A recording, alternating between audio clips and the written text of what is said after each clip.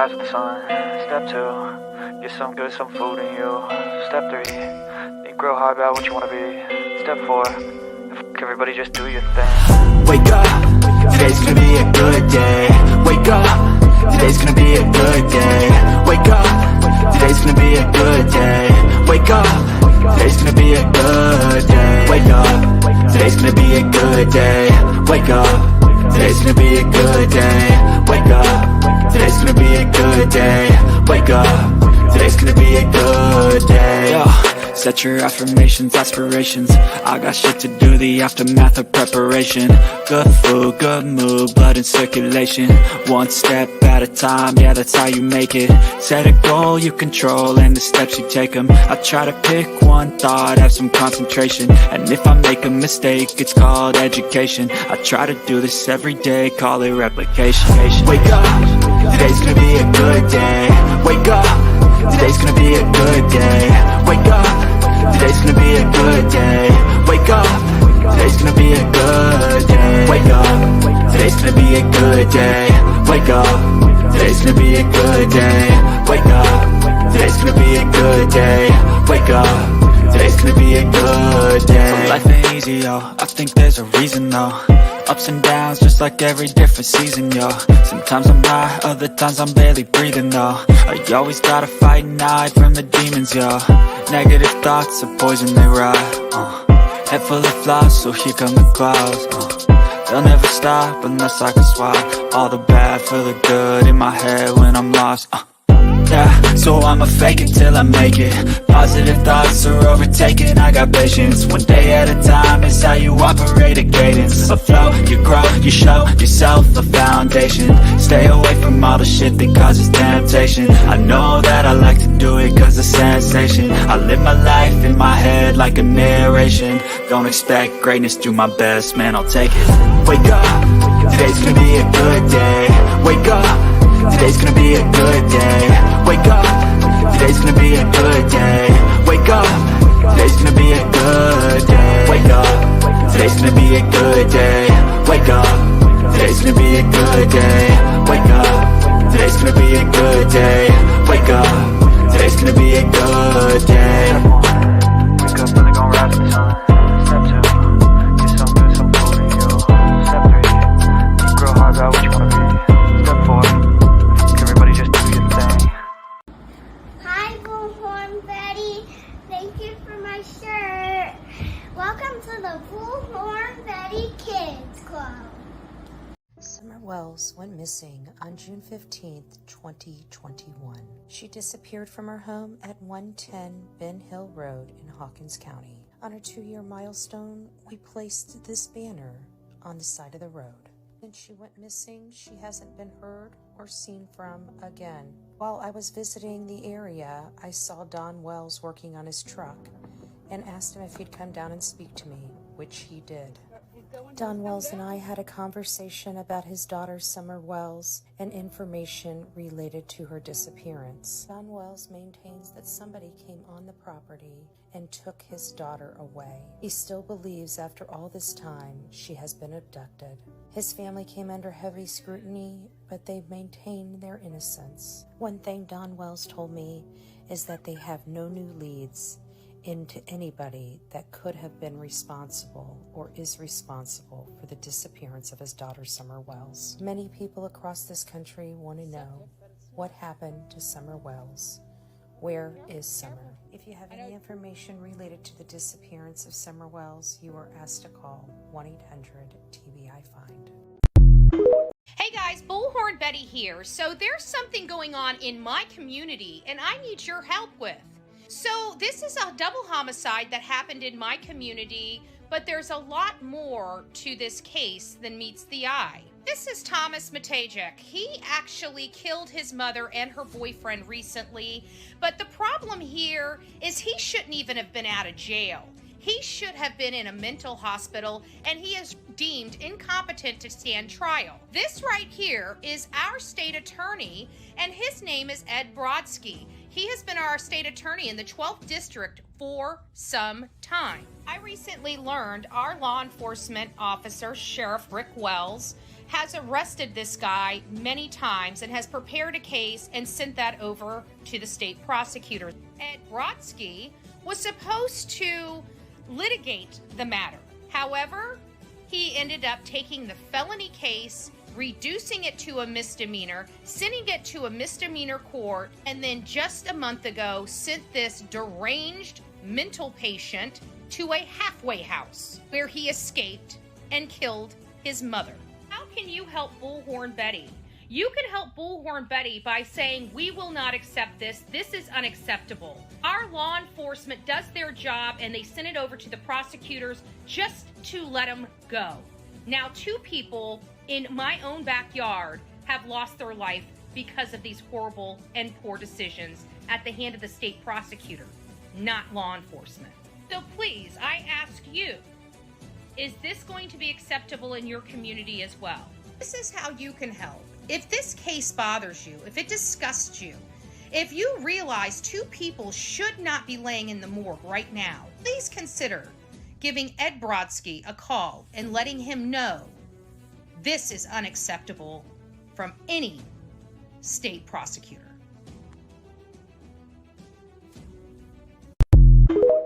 Learning today that 2 have been arrested in connection with the triple homicide out in San Antonio, Texas. This is the case of Savannah Soto, Matthew Guerrera, and their unborn child, baby Fabian. They were gunned down and dumped at an apartment complex and were located on December 26th. It was a heinous act. It was unspeakable, the tragedy of it. When we talk about the manner of death has not been determined, the manner meaning, was it a suicide or was it a murder? You said that ME said that for Matthew Guerra it was a gunshot wound to the head, but when we called them, they said it's a contact gunshot wound. What does that mean? It means that it was there. However, with new evidence and new information coming forward, we have learned that they died on the 21st in early morning hours leading into the 22nd. It was right before midnight when the car was dumped in that video that you just saw. What we've learned since then is that this is potentially a drug deal that has gone wrong. This is a robbery homicide because everything happened from execution to dumping the car in less than 10 minutes, according to the affidavit. Let me know what your thoughts are. Don't forget to like, share, and subscribe here on TikTok to Bullhorn Betty. And don't forget, I have another channel. It is on YouTube. Please consider going over to Bullhorn Betty Crime Stories to get the latest and greatest on the up-to-date true crime news. Welcome to the Bullhorn Betty Coffee Club.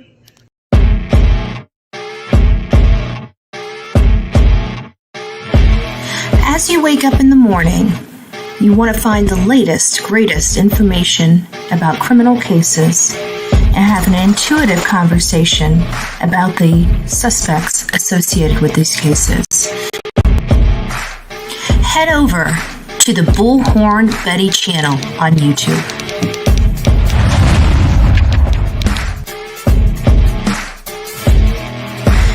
Breaking news right here on the Bullhorn Betty channel.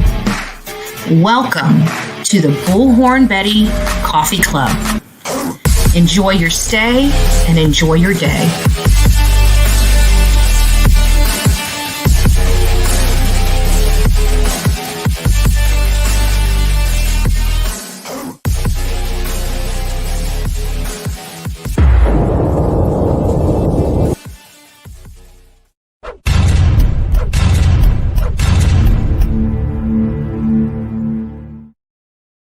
Well, good morning, my crazy people that are up entirely too early on a Saturday morning. Good morning, YouTube and beautiful X. It's nice to see you this Saturday morning. I would say beautiful Saturday morning, which I did, but I have to be honest with you. It's kind of crummy here where Bullhorn Betty resides. Okay, I wake up, it's thundering, it's storming.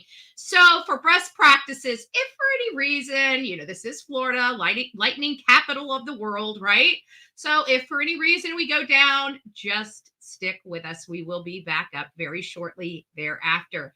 I hope everybody's doing wonderful this wonderful Saturday morning. That's awfully rainy here. I hope you guys can hear me. I'm trying to adjust the volume a little bit on all the equipment I'm listening to, and I'm trying to tamper it down. If it's too high, turn your volume down. If it's too low, turn your volume up. Good morning, our beautiful Sonia, our resident custom creations lady. Lady. She does some great work. If you guys have not, we got Valentine's Day coming up, right? You want to tell your significant other or your Valentine how much they need? Reach out to Sonia. I'm sure she can come up with something super clever, super special for your Valentine this year. Reach out to her, get those shirts, get those cups, get those caps, get those custom items. You want a keychain? You want to memorialize something? Sonia's who you need to call. Sonia's who you need to call. We have a new member, a true crime knitter. It's nice to see you. You know what? I have to believe that you knit. Just call me crazy. Call me crazy, okay? I know they. It's a double-edged sword, right? Too early for that joke. But I have to think that you know how to knit. I don't know what gives me that wild impression that you may know how to knit. But you're going to have to show me. You're going to have to show me some things. I have to tell you, I love true crime and I love learning new things. And I don't know how to knit. I don't know how to knit.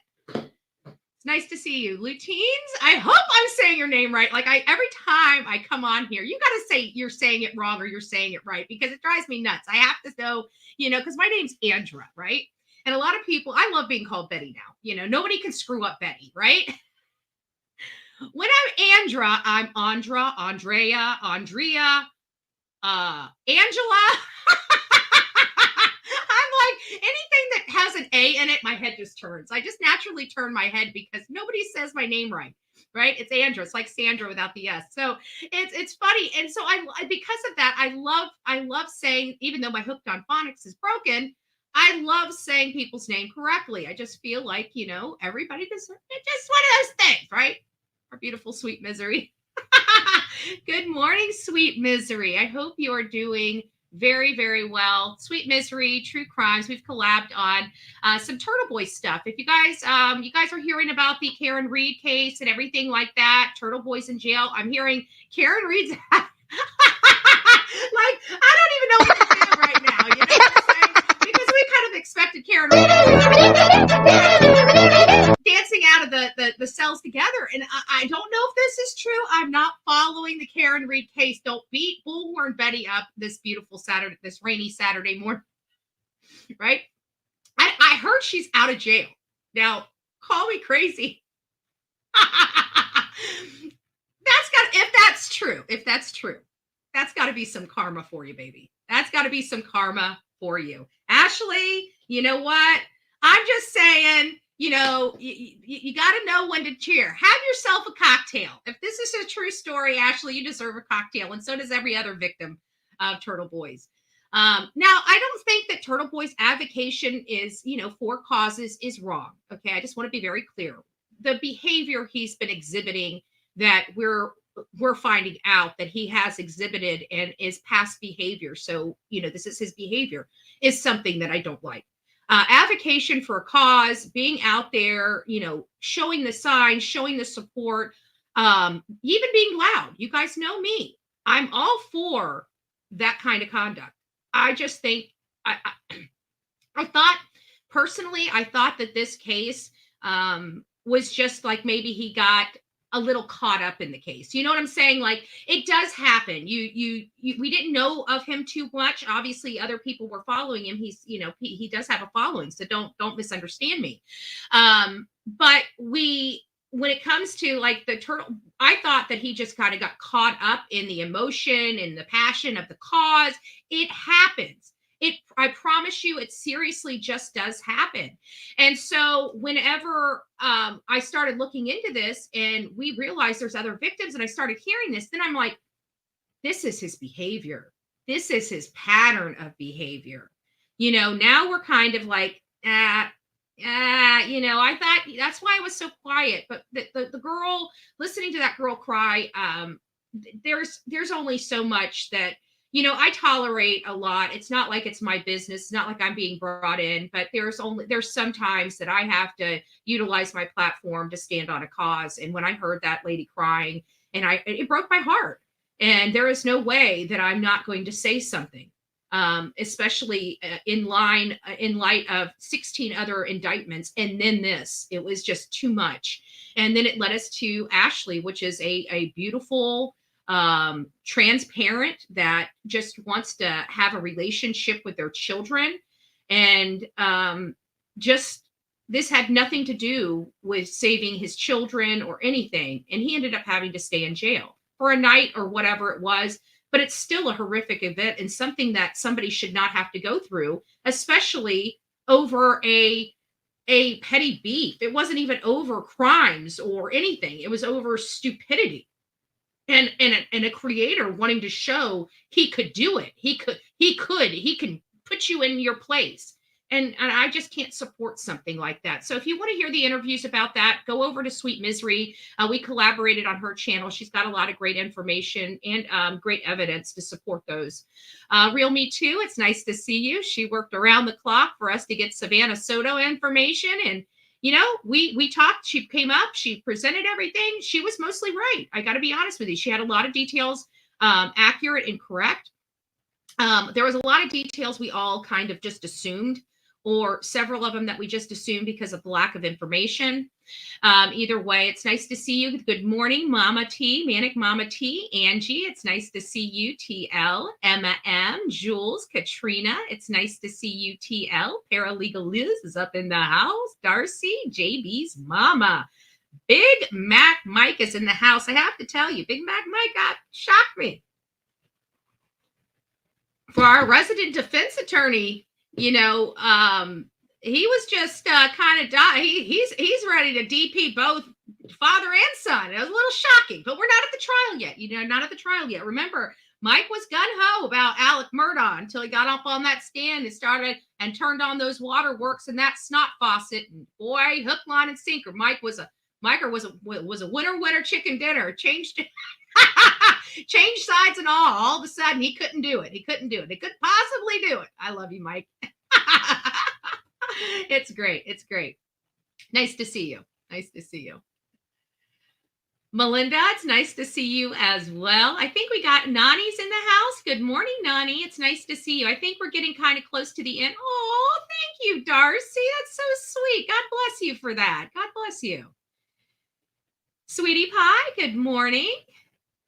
Who else do we have? Tensi. Well, it's nice to see you, love bug. Been a little minute. Mel C, good morning.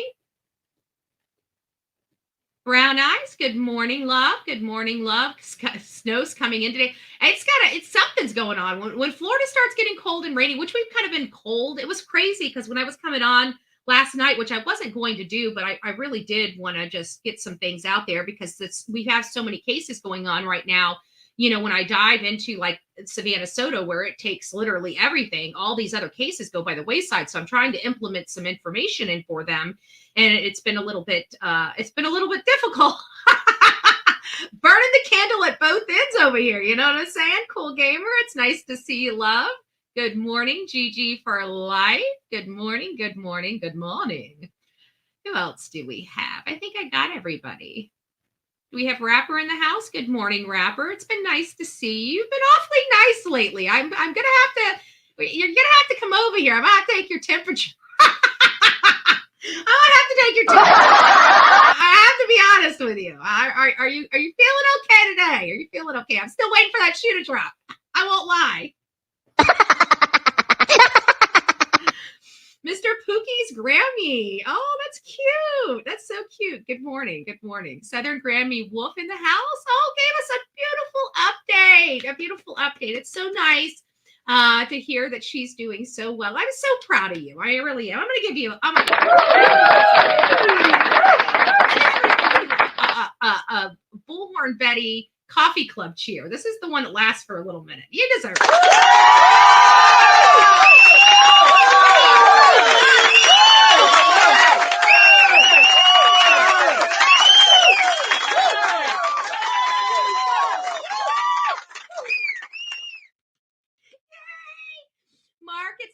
see you. Ashley's World up in the house. Good morning. I was laughing so much. I went teary-eyed. Oh my gosh. So Rapper, good morning. Oh, thank you, Mr. Pokey Grammy. It's nice to see you. Oh, nice. It's so sweet, Shannon. Good morning, love. Thank you. It's nice to see you. Oh, and another one. If you received your Bullhorn Betty gifted membership, please don't forget to tell Shannon thank you. Thank you, Shannon. And good morning, by the way. All right, I think we're through everything. So before we get, as I told you guys last night, this is going to be a long haul one, you know. I'm going to be dropping a video during this, probably about an hour and a half. And don't worry, it's the preview of the Savannah Soto video that you guys got to see. I debuted it on here before I dropped it. Actually, I shouldn't say that. It was debuted on TikTok, and then it was dropped here this morning in a different format and a different music. And then it's going to be dropped later while we're doing the Alec Murdaugh for the other people that aren't interested in Alec Murdaugh and want some additional information on Soto. We're probably going to, if depending on the day, you know, I'm kind of I'm today's kind of getting caught up on all the news today. So this is going to be kind of a long haul for us. I'm probably going to have to get up during some of this to get some coffee and what have you. And I know that you guys are going to as well. So I'll try to find some meaningful stopping points so we don't miss anything. But this is going to be a long journey, long journey to where we are, because this is Alec Murdaugh's, son, Buster. He's the only other surviving relative of Alec Murdaugh, because he wasn't at the home at the time. And many people have speculated on that. If you guys are familiar or not familiar with Alec Murdaugh was an attorney that was in South Carolina. He comes from a long line of, political people. His family was the solicitor. The Murdaugh family held the solicitor in Low Country for almost 100 years. They are literally in our U.S. history books because they are the longest holding family in our history, not just South Carolina history, in USA history too. So you're talking about a name that has prestige, has power, all the things that you expect, you know, and I'm sure a lot of favors came to the Murdaugh family, all of them, just simply by having the Murdaugh name. And so there was a lot of things that were going on in and around this life that many were unaware of, and that had been going on for years and years. And that is financial crimes that Alec Murdaugh had committed.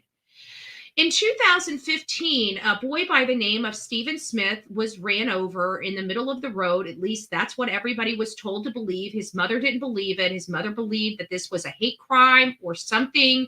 His body injuries were not consistent with one that got hit by a car.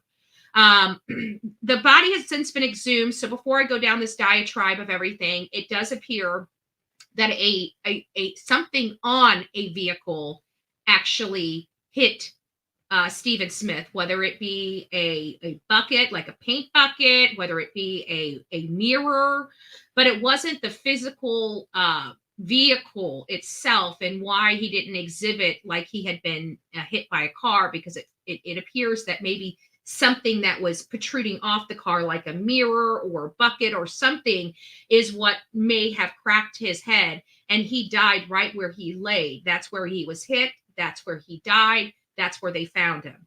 That was all determined later. And why am I talking about this case that seemingly has no connection to the Murdaughs? Well, the Murdaughs interjected themselves, according to the family, into this case. And nobody was the wiser of this, because this was back in 2015. And so it was just speculative. In 2018, the not living in housekeeper, but it's the housekeeper that they've had before the boys were born. She helped raise both Paul and Buster.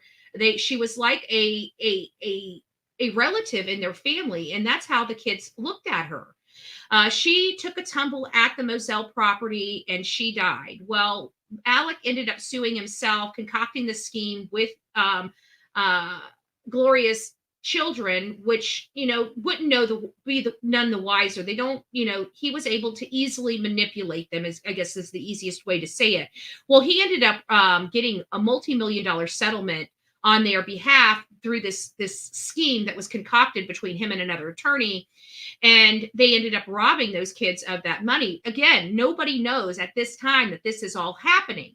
It doesn't really come to light in the Murdaugh case until his son Paul has a deadly boating accident when he leaves a Buford bar with his friends on a boat. He's insistent on driving. There has been descriptions of what happened on that boat before they ever pulled out.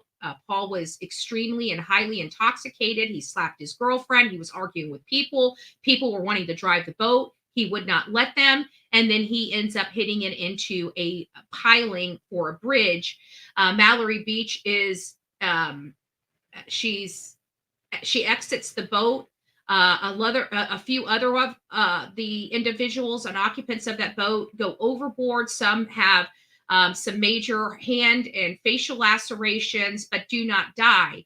They could not find Mallory. Mallory wasn't discovered, I don't believe, for over 24 hours, if I recall correctly. I believe it might have been even a couple days. I really don't remember the fine details of her being found. If it's important to you, you may, obviously Google has that information. Go ahead and look it up. For this, it's not really that important. But she died. And so her family got an attorney, Attorney Tinsley, and he started going after Alec Murdaugh. And Alec Murdaugh was just about to have to turn over his financial information, which would have uncovered him setting up a secret account, a forgery account by the name of Forge, which happens to be like an annuity type of company that deals with conservatorships and, monies. So he's been transferring all this money into his phony Forge account. All of this was just about to become known to the public, or would have been known to the public, or perceived to have been known, at least to Alex, to the public, because he's going to have to turn this over. And then boom, all of a sudden he has a massive murder at his house where somebody came on his property and executed his wife and son. He said he was never at the dog kennels, yada, yada, yada. We go to trial. He is found guilty of their murders because, and a lot of people stated that Alec Murdaugh did not prove that he they didn't prove their case, is what people say. I believe they did. 12 jurors believe they did. Those are the only people that matter. There are some things going on with the Alec Murdaugh case as we're covering, with the new trial. We're going to be going out there on January 29th to cover the new trial stuff. But at the end of the day, he was found guilty of these crimes. And we're still curious what was really said. We heard Alex multiple police interrogations that were released to the public, but we never really heard what Buster said. The only thing that we really got from Buster was the Martha McCallum interview. And I'm going to play that for you real quick, or at least a portion of this particular interview. Give me just a second. It's going to want to. Okay, there it is. So we'll go to this, and then we'll get started on the interviews.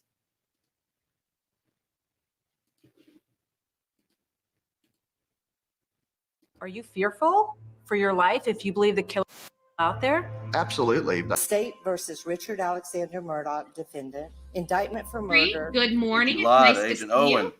you. Agent Croft. I did lie to them. MJ, good morning. Verdict.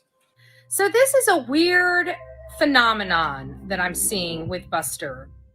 Is he completely in denial? Or does he truly believe that somebody's out there? I'm sorry, but I'm not convinced. Check this out. Are you fearful for your life if you believe the killer is out there? Absolutely. I think that I've set myself up to be safe. But yes, when I go to bed at night, I have a fear that there is somebody else still out there. Docket number 2022 GS 15-00592, the State of South Carolina, County of Colleton, in the Court of General Sessions in the term of 2022, July, the State versus Richard Alexander Murdaugh, defendant, indictment for murder, guilty, verdict. Is that you on the kennel video at 8:44 p.m. on June 7th, the night Maggie and Paul were murdered? It is. Were you, in fact, at the kennels at 8:44 p.m. on the night Maggie and Paul were murdered? I was. Did you lie to SLED Agent Owen and Deputy Laura Rutland on the night of June 7th and told them that you stayed at the house after dinner? I did lie to them. Did you lie to Agent Owen and Agent Croft on the follow-up interview on June 10th that the last time you saw Maggie and Paul was at dinner? I did lie to them. And in the interview of August 11th, did you tell Agent Owen and Agent Croft, did you lie to them by telling them that you were not down at the kennels on that night? Yes. Guilty, verdict. I want to personally thank you for watching this video.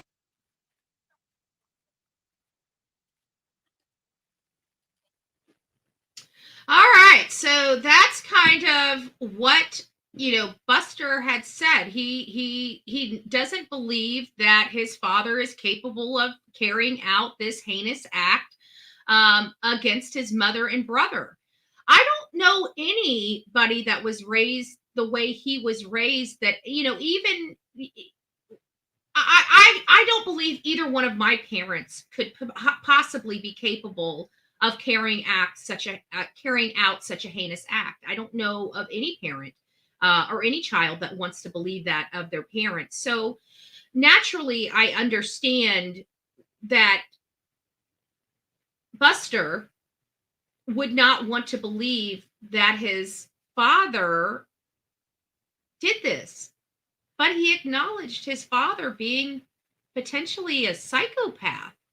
So, I mean, what did he say? What did Buster say when he was being interviewed for this case? I mean, his mother was just gunned down. His brother was just gunned down. His father's out there all by himself saying that, hey, I didn't do anything, that I wasn't out here. I don't know what happened.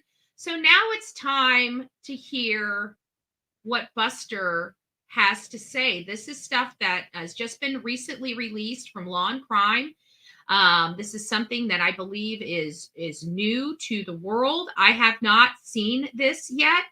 I waited to see this so we can get raw reaction and emotion. I think I listened to the first 10 minutes and I stopped, and I wanted to see it all with you for the first time. So that's what we're going to do this morning. We're going to watch this together. My foot fell asleep. That I sit back here, cross my legs. So every time you see this thing start moving like that, it's because I'm moving around here because my legs fall asleep too. I have to be honest with you. Bye, you babe. It's nice to see you. Good morning. Good morning, love.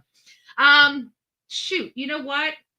We're already on this roll. I forgot to read the language of letting go. So what we'll do is we will go ahead and roll the beautiful bean footage here since we're already in motion. And then we'll, at a breaking point when we just need a little bit of a break, maybe we'll go and energize ourselves with the message from the language of letting go. I do want to read the language of letting go before we all. Matilda, it's nice to see you. I want to read the language of letting go, so don't let me leave without reading it this morning. Don't let me leave without reading it this morning. Okay, guys, we're gonna, without further ado.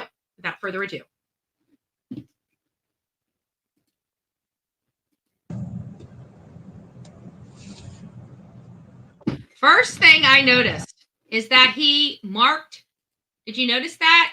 The first thing I noticed about this is he looks directly at the camera. He knows he's being recorded. He has now put in his mind that he's being recorded.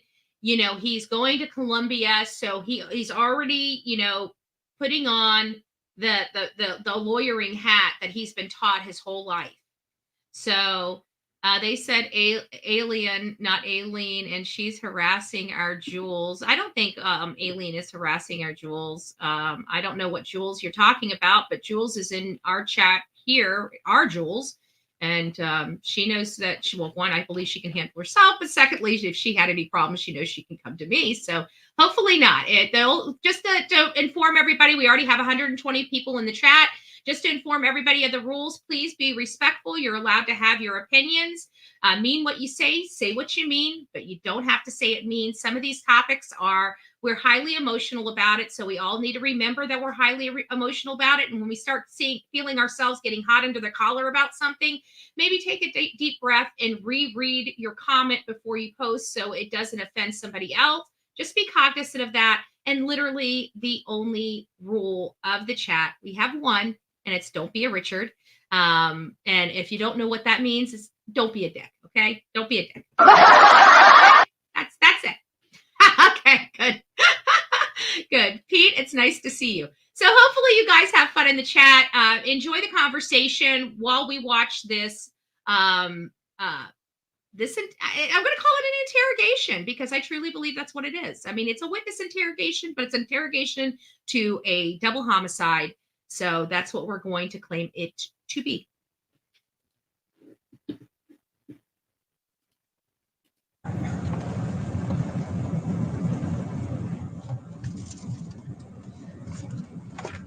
Okay, maybe nervous, jot some notes a little bit. Yep, I might be taking one. So, as I thought, we're going to record this obviously, but I did probably see me jot some notes down here just for later. Yes, I did, Boogie. We'll talk about that. Probably. What you're getting? I don't. I'm not sure if I believe it to be true just yet. This is Katie McAllister, and I want to start out here. Can you guys hear it good? I am extremely sorry for what has happened to your mother and to your brother. Okay, and I know that it's not easy to sit here and talk to a stranger about this kind of stuff. It's my hope that we can do it, get this part behind us, and move on to trying to find out and try to make the situation as good as we can make it for a terrible situation we're dealing with. Yes, sir. For that, I am gonna have to ask a lot of questions. You got your attorney here with you, and I'm sure he'll pipe up if ever he needs to. I'll expect him to. Wow. Buster is being questioned with an attorney, his attorney present. I didn't know that. It's sweet Melissa. It's nice to see you. Good morning, love. I hope you're having a great new year. So I'm already interested. That's already got me my curiosity perked. I don't know, even with me being the legal professional that, I once was. Yeah, let's face it, I'm not in a law office anymore. So, even me, and I believe in bringing attorneys in, especially if you're not guilty of a crime, bring an attorney in at any point, it's in criminal homicide cases, because if you're a person that's in and around a person that's murdered, let me tell you, you're a person of interest, period. Anybody that's within an arm's length of this is an immediate person of interest. They have to clear everybody around that person, including family and friends. So it's a little, I just don't know if my mom and my sister were gunned down. I don't know if my first thought is to call an attorney before I'm questioned. Even the way I am now, where I have friends that are attorneys. I've got, I've worked for attorneys, all this other stuff. So in all fairness, it's just an odd thing. And I just wanted to notate that.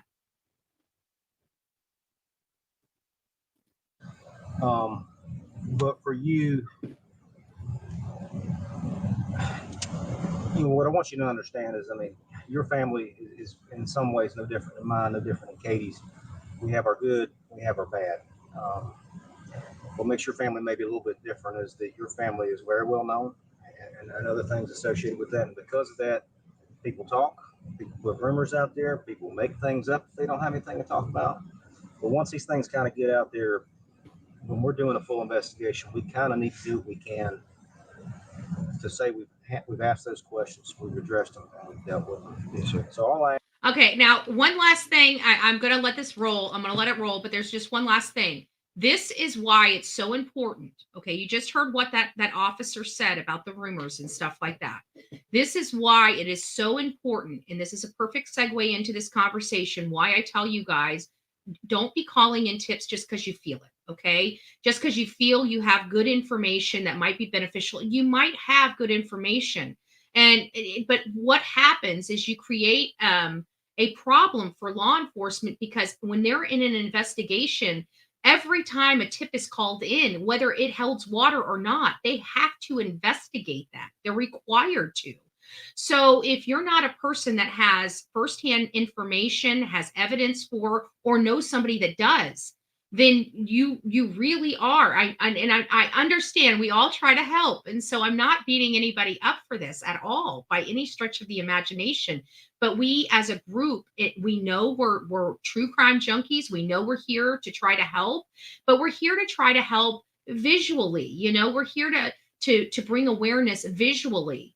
And so if we have good information that is relevant and is true, hard, cold evidence, then yes, I'm never going to tell you not to turn it in. I'd rather take an ounce of prevention than a pound of cure. If you don't know, I say, even with me saying don't call it in, but if you don't know, it's just one of those things. But I really want to caution everybody here that if you do not have actual physical obtainable evidence, okay, you don't know anybody with firsthand knowledge of the information, and you're going off second, third, or fourth hand knowledge, the information you have is not, it really isn't going to do them any good anyways. So they have to have evidence and firsthand knowledge. That's the most important. So I just wanted to explain, not that anybody's doing anything wrong. If you call in tips, when they're asking for tips to be called in, that's what they want to happen. But I just want to caution you to make sure that the tips are legitimate tips, because you could be creating a whole additional work for these people when we're really trying to help and reduce the work that they have to do. So I just want people to be cognizant of that. That's literally it. I asked God to you today, Buster, is and you don't mind me calling you Buster? Absolutely, yes, sir. Is just try to be as honest and forthcoming as you can on all this, okay? No problem. Can I just start? We'll start out with an easy one here. Can I get your full proper name? Yeah, Richard Alexander. While they're doing this, I'm going to ask, is the volume okay on this audio for everybody?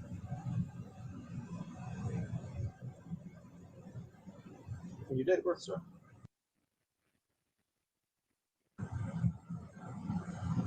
And where are you currently living now?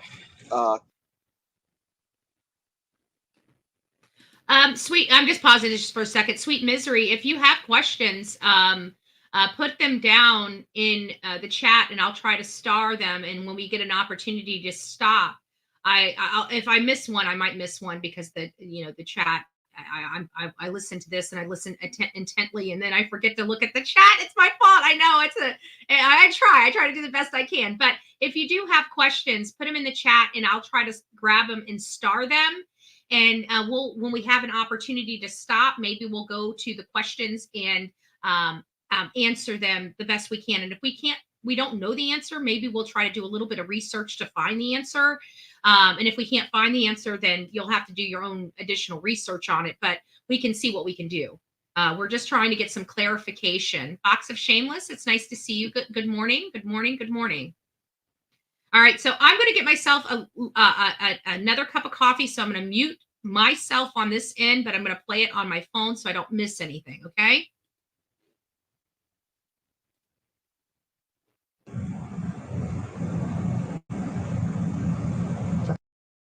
It is. It's a good phone number for you. My cell phone. Do you have any other cells, or is that? No, sir. Only line I got. Gotcha. Are you going to school now, or? Not right now. I'm in a 6-month job for Wild Wing Cafe. Okay. So I do a lot of traveling throughout the week. So you're working like for corporate? Yes, sir. Wild Wing Cafe.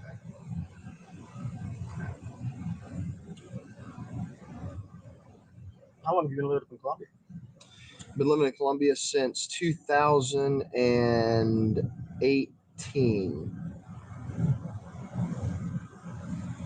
You got roommates at that apartment? Do not. You live by yourself? Yes, sir. Okay. So you primarily work Wild Wings traveling corporate? Yes, sir. Any other jobs? Is that the only one? Only one. Okay. Are you up there? Are you up there all the time, or do you split time between there and here, or split time between? Most recently, I've been splitting time between there and my girlfriend's house. Okay. Because the Wild Wing office is in Charlotte, so it's a 20-minute drive for me to get to work from her house. What's your girlfriend's name? Brooklyn White.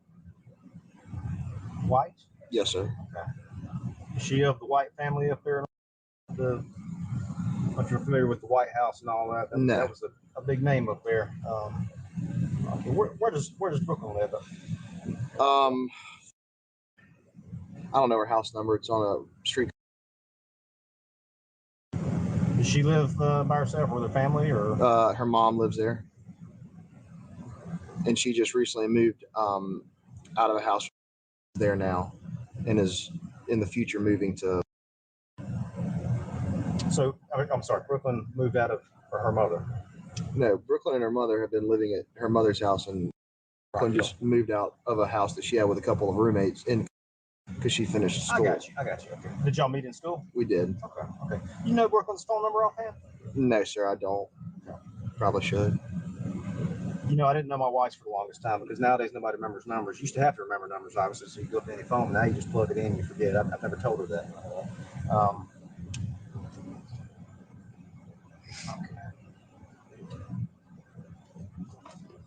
All right, so I want to talk a little bit about just the house out there on Moselle. Yes, sir. When was the last time that you stayed out there for? All right, guys. So I'm back. I got my coffee, and now this is kind of where the interview is starting. Just to let you know that when it comes to Buster, I like that they redacted a lot of information. They didn't redact this much information with Alec Murdaugh, and they had date of births, phone numbers, and everything read. They had 2 crimes to make disappear. I must have just walked into a conversation, or it might be part of your questions. I need to go up here because I just stepped away. Hold on a second. Let me just grab your questions. All right, guys. So this is where we want to start paying attention. We know what Alec has said. We know what happened at the trial. Now we need to compare what Buster said here in this interview compared to what he said on the stand for his father. So now they're going to start getting into it. They had 5 minutes of kind of breaking down the walls, explaining why they're there, and letting them know that they need to speak to him. For any length of time? Would have been. If ever. Would have been turkey season. Was out there during turkey season, so March, early April was when I was staying out there more often.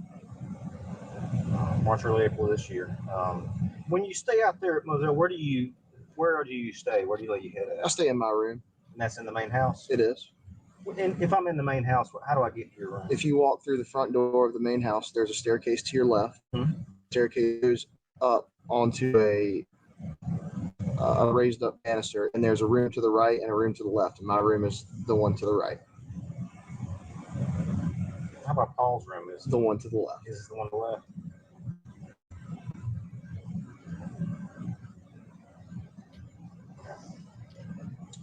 I turned up the volume. Hopefully that helps. There, or that's just the last time you've been up there for any kind of longer stay? Have you been? No, I've swung through multiple times. I've been having to grab things from Moselle, clothes and whatnot. I can't remember the last time I spent the night in Moselle. Usually when it gets hotter, I tend to fluctuate more to the beach more. Right.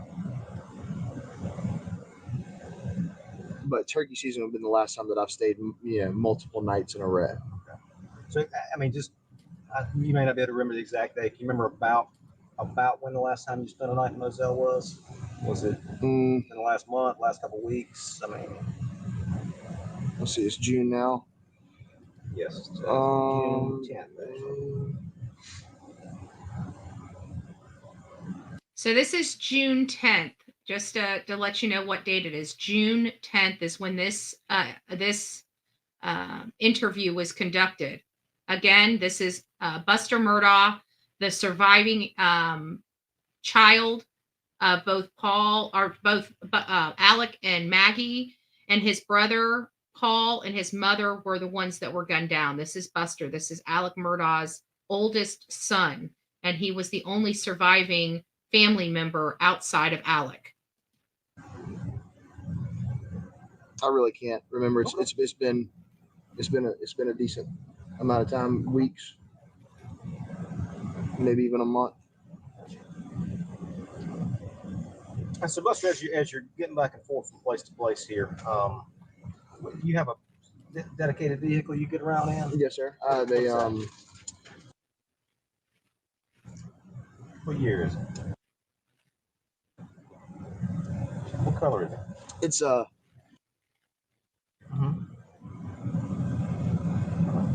You've had that vehicle since it was new? Or? Yes, sir. Since it was new. Is that the only vehicle you've had? No, I also have. Time, or? Well, it's the one after I had a truck before I got that car. But, okay. But since then, has that been your primary way of getting around? Yes. Any other ways or any other cars? Or? Nope.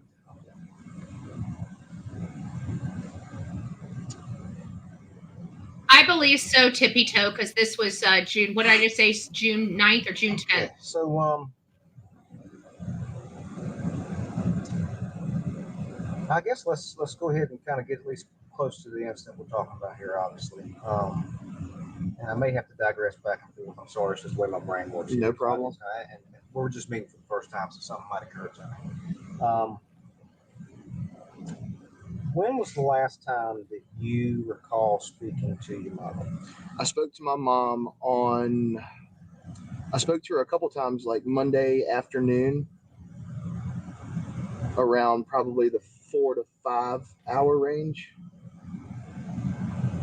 Okay. And then probably a couple times. We speak usually 2-3 times a day. And that was by phone? Yes, sir. My cell phone. So I guess, and backing up a little bit, here we go right off the bat here. Actually, let me back up just a little bit more than that. You talked about spending some time down at Edisto. Y'all have a house on Edisto? Yes, sir. Where is that located at?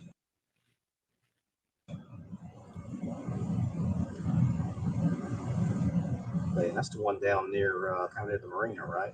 Yeah. So side road out there.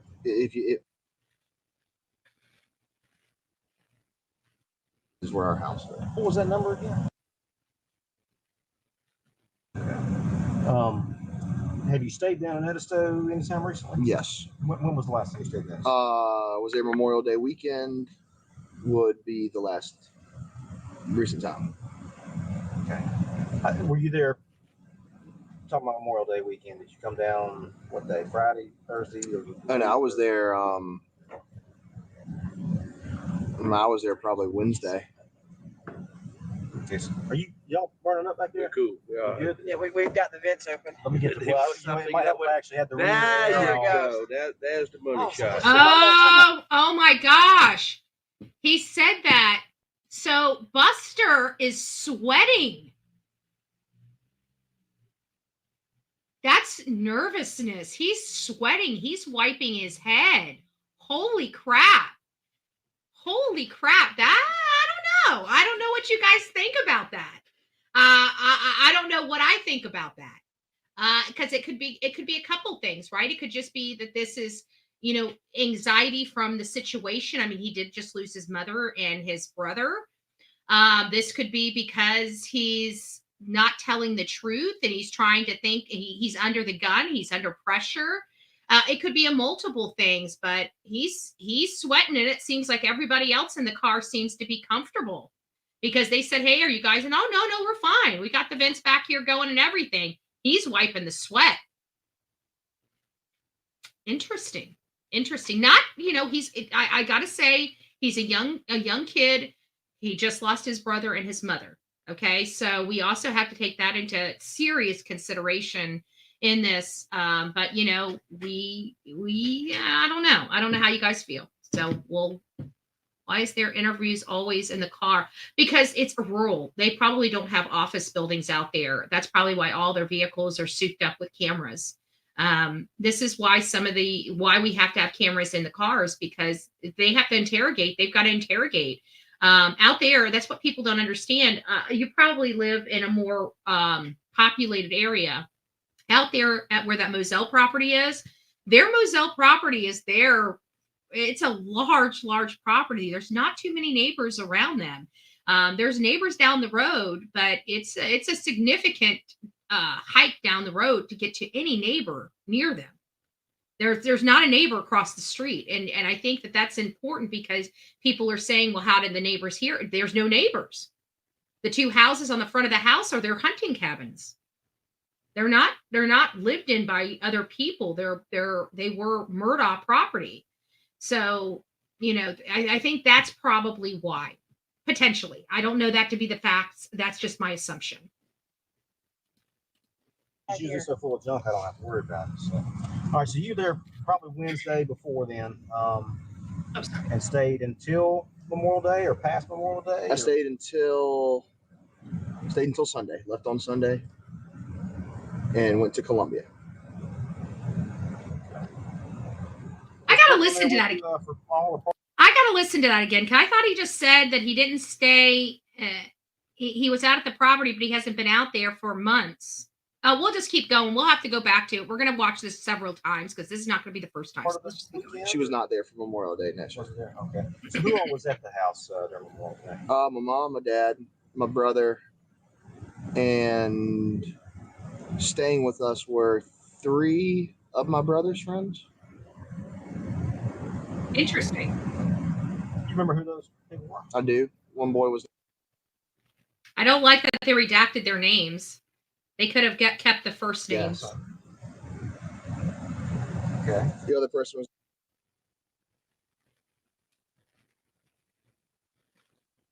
Yes, sir. And the other person was. So we have 3 friends that stayed there Memorial Weekend with Paul. Hey, Pink, it's nice to see you. Miss Lee, Mama 3, good morning. Yes. Sticking out of space. There pretty much the whole time, or did people come in and out, or? We were there the whole time. Like my mom, my dad, and I were there, and obviously we had friends fluctuate in and out, come hang out, stuff like that. Okay. Beach houses were like that. All right. Pretty good trip. Any problems, no issues went on down there? Just a good weekend. Okay. And you stayed there periodically times before that. I think you alluded to that. Yes, sir. You tend to go there more often than you go back to Moselle. Yes, sir. I've been spending the. So were they talking about, because they're saying that he stays there? What was the other house she had? They had the Moselle property, and which one did the mom like staying at? They had a name for that, and I can't remember off the top of my head. Do you guys remember? I know somebody in here remembers. Oh, well, happy birthday, Pink Bow. Happy birthday. What was it? Why can't I remember the name of it? Edisto property. So he must be discussing the Edisto property here, because he's talking about being there. So he's told them that he hasn't been at the Moselle property, has stayed the night at the Moselle property for several months, or a month or so, or whatever he had just said. So he's referring to the Edisto property. Majority of our weekends there, since the weather was getting warmer and whatnot.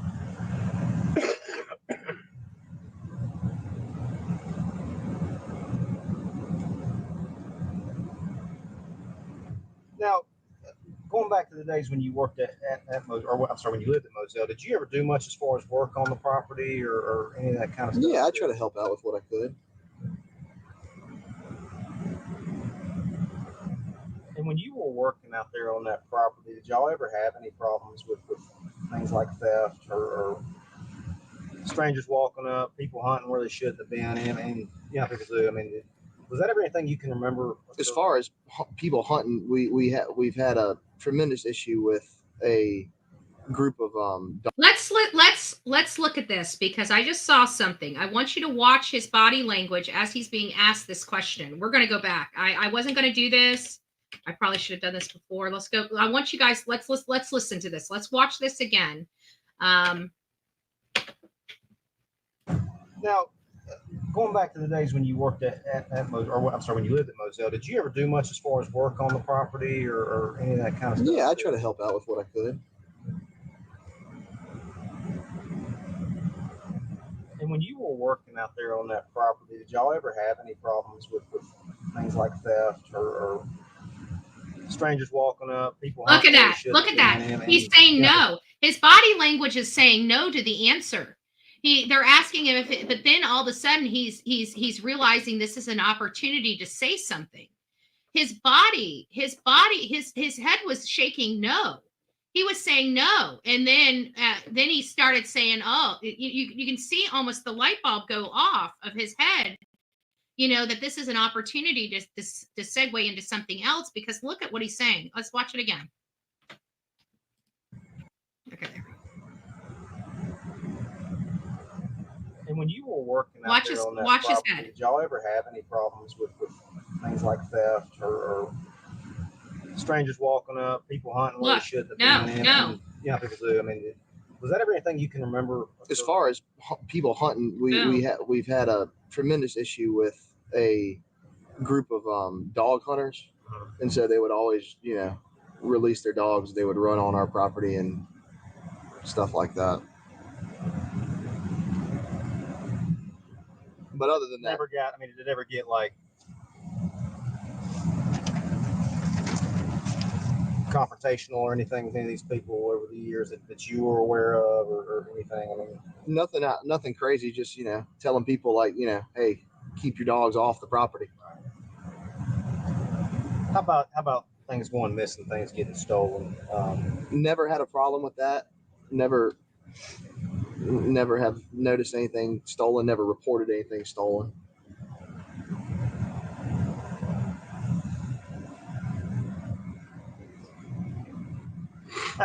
Let's talk about maybe people that you might remember who would have worked on the property and stuff like that. I understand. Do you know the current? I assume he's current. The current groundskeeper that's out there now. I do. I've met him. Now, if you guys know about the current groundskeeper, just let me give you guys a little bit of background on this. So there is somebody that goes out there that works for on the Moselle property, that cleans out the kennels, that feeds the dogs, but the primary purpose is to keep the grounds up.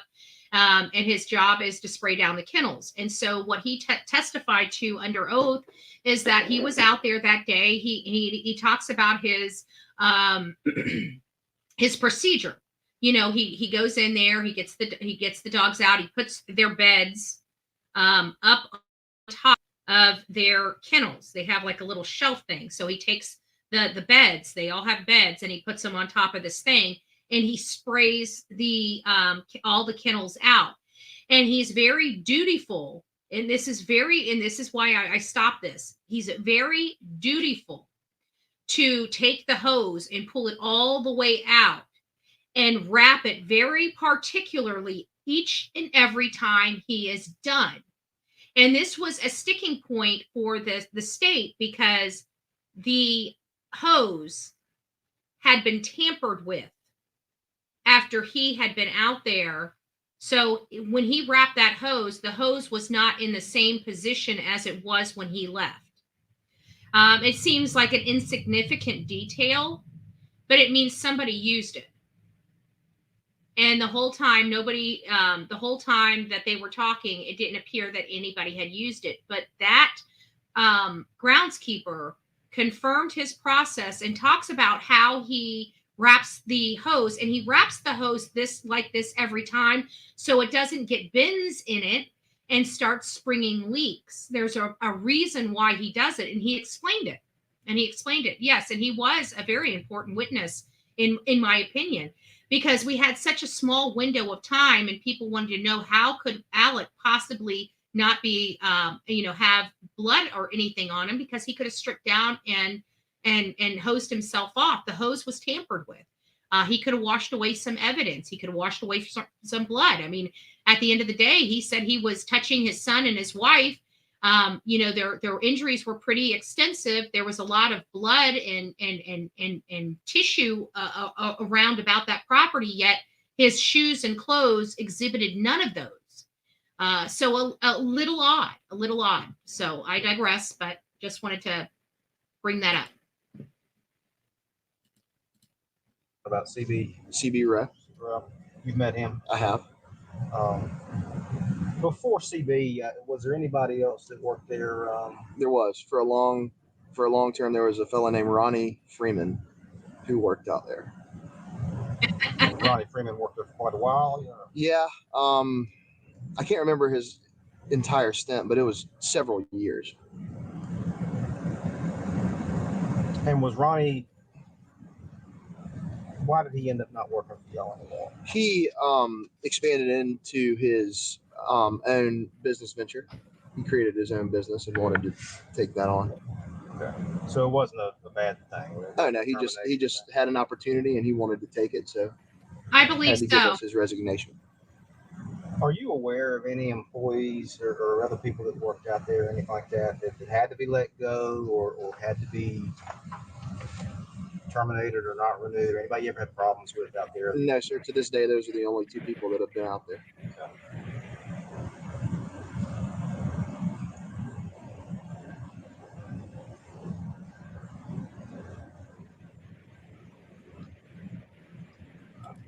I honestly can't imagine what kind of pressure Buster has to be under. I keep thinking, I keep seeing him biting his lip and stuff like that. And it makes me almost feel bad for him because, he's in here, he's dealing with something that I doubt he ever expected to deal with. And at the end of the day, he's still a son to a woman that was gunned down.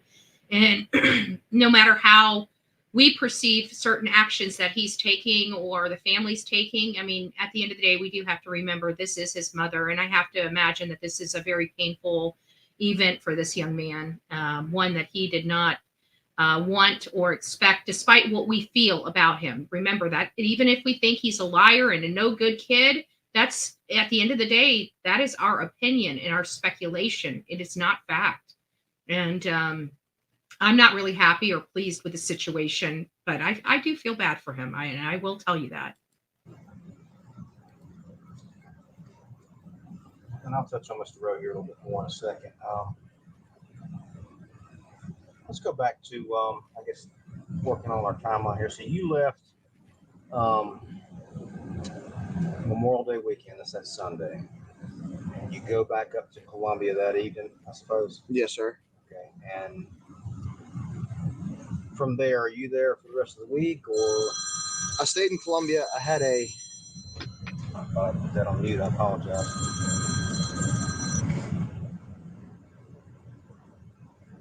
I stayed in Columbia on Sunday. I had a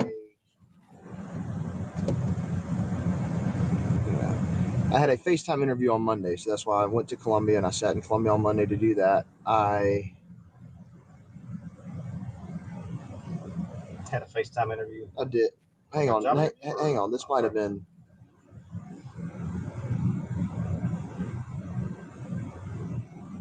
No, you know what? That's incorrect. That was the Monday prior. So The reason I left Edisto Sunday, went to Columbia Monday, met up with my girlfriend. Her and I drove on Monday to her house in Rock Hill. And then Tuesday I had to start my new job in Charlotte. So that's why we did all that. And is that the Wiley job? Or? That is. Okay. Where were you working at before that? Or were you? I was not. So they're based out of Charlotte then? Correct.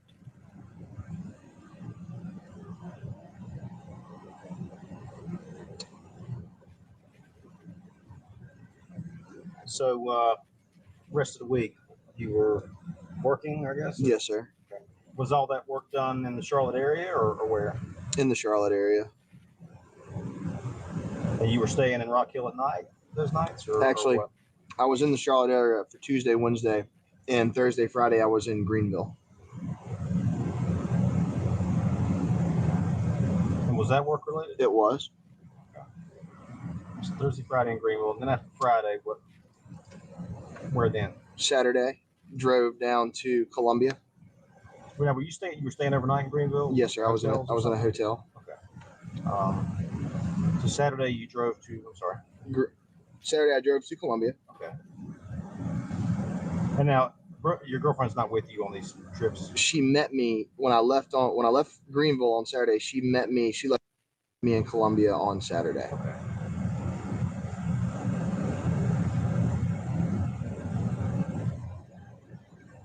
All right. He's tearing his poor eye apart. Look at his eye. It's like all red. Saturday. Yes, sir. Anything significant about Columbia Saturday? And then y'all just. We were there for the baseball games, for the regional.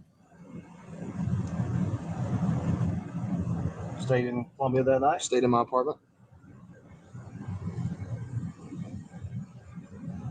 Just two of y'all? Y'all went, you said baseball game? Went to the game. My parents came up, went to the game with them.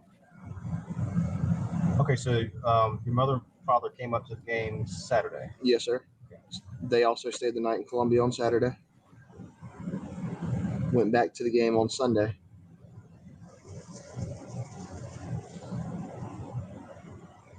Did they stay in a hotel or something? They did. He's getting nervous. He's tearing his eye up, scratching his head. On, I guess that's Senate Street. More games on Sunday? Yes, sir. And they came to those as well? We did. We went to those.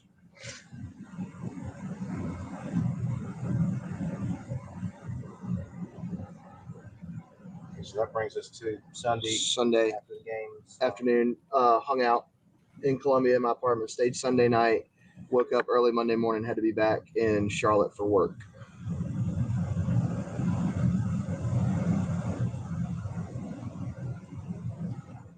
All right. So your mother and your dad, did they stay Sunday night? You know? They did not. They went back to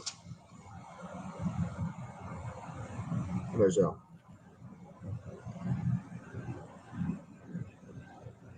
Now, do you know, just up to this point, up to Sunday, do you know where your brother Paul had been around this time on the sea? I did not know.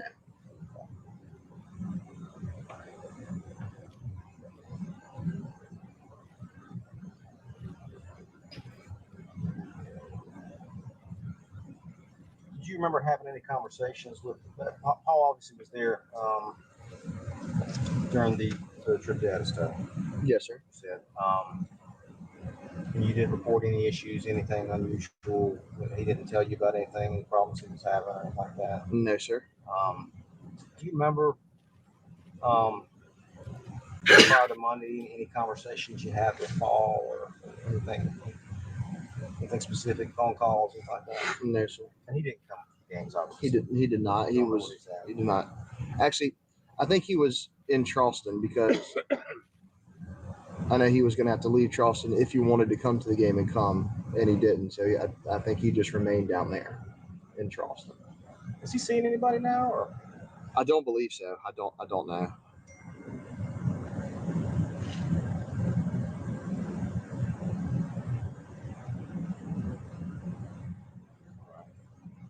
So you have to be back at Charlotte, work at Charlotte on Monday. So yes, sir. Sunday night, after the games, what do you do? I hung out in my apartment. Some people came over. We watched the rest of baseball going on around the place. Ordered some pizza and wings, and then just people left, and I went to sleep. These are people, friends y'all have up there? Yeah, friends of mine from Was the your girlfriend area. there that night too? She was not. She had left Sunday to go back to Rock Hill.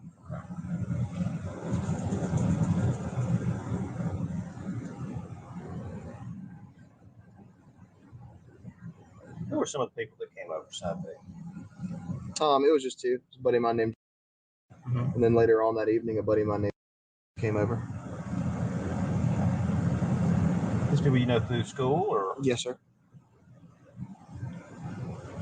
And I'm sorry, I didn't do the math. Have you graduated from USC? You have some years in? I graduated from Wofford College. Wofford, okay, I'm sorry. When did you graduate? 2018.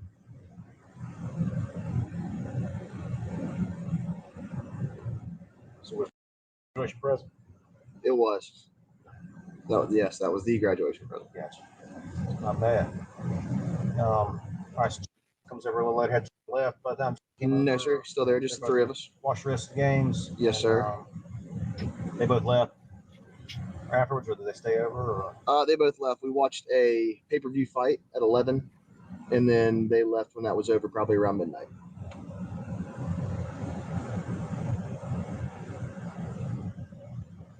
Right. So you spent the night there, and you need to be in Charlotte on Monday. Monday, yes, sir. What time do you leave out to go to? I left Columbia at 9:30, 9:45 because I had to be at Charlotte at 11 o'clock.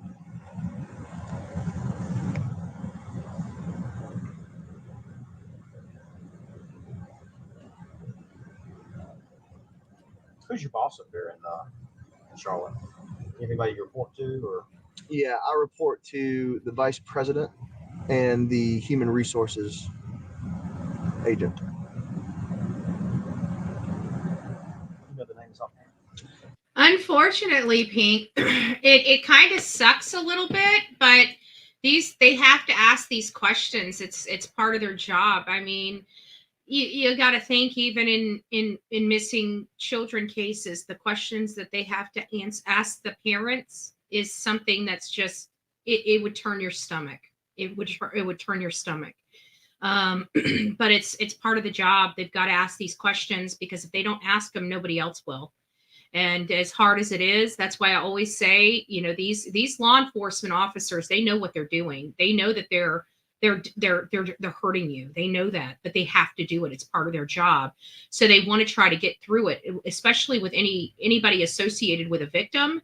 They want to get through this stuff as quickly as possible. They want to clear you as quickly as possible. If you're ever put in a situation like this, the best thing is just just tell them everything. Even if you've done criminal activity, just tell them everything. Let them get through the process as expedient as possible.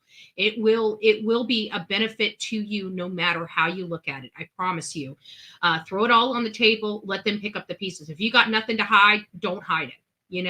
Again, a lot of people like to tell people that you don't tell about, even not that this case has it, well, I guess it does in a part, drug activity. These aren't drug police. These are the murder police. They don't give a rat's ass whether you're selling drugs or not. And just because they're police doesn't mean they're going to go get the detective that's the drug police to come get you. A homicide supersedes drugs. And trust me, they don't give a crap about drugs. So you cooperate, you'll be in a better position than by not cooperating or trying to hide or trying to hinder, because when you lie to them, you are hindering a murder investigation.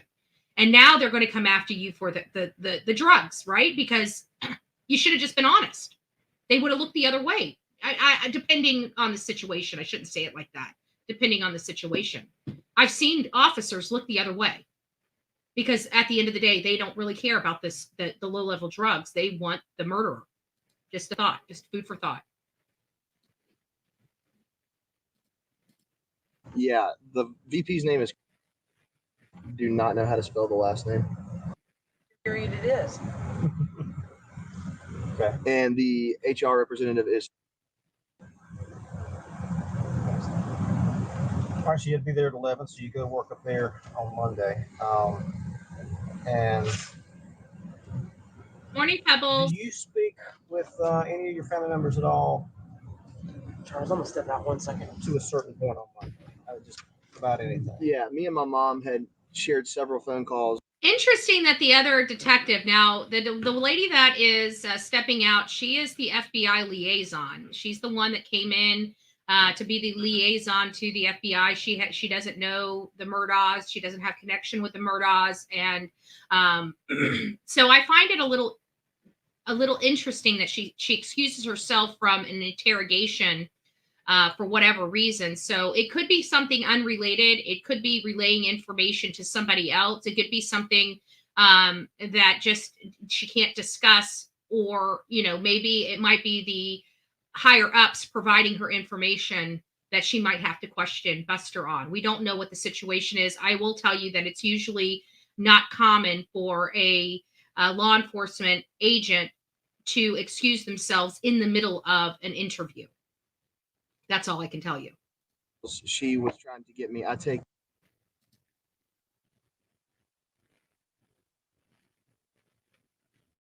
And we were on the phone back and forth because she was trying to get that ordered and sent to my girlfriend's house so that I could have it.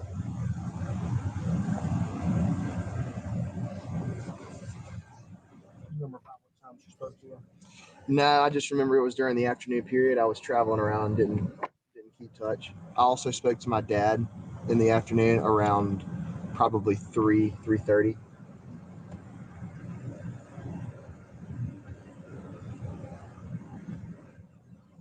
Remember what that conversation was about? Just about how, checking in, how each other's day was going, stuff like that. We did that pretty often. That's pretty common. Yes, sir.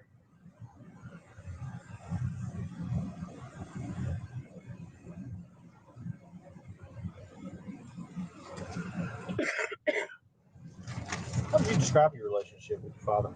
Extremely close. You think extremely close?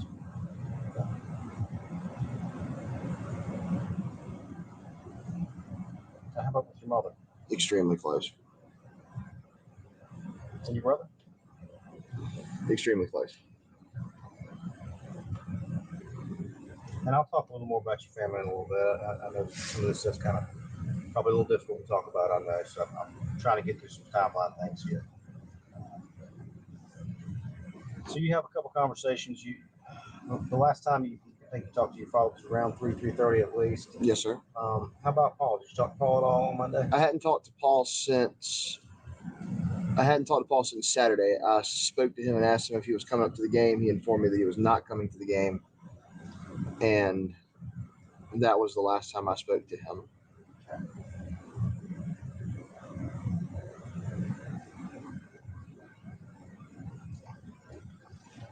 Okay. So I'm just going to go ahead and move up a little bit more in the timeline here. No problem. As we go. So let's go through the rest of your day. I think about the latest thing I think I've got, unless I'm wrong, is you talking to your father around 3:30. Yes, sir. Do you have any more conversations with your mother after that you recall? No, not that I recall.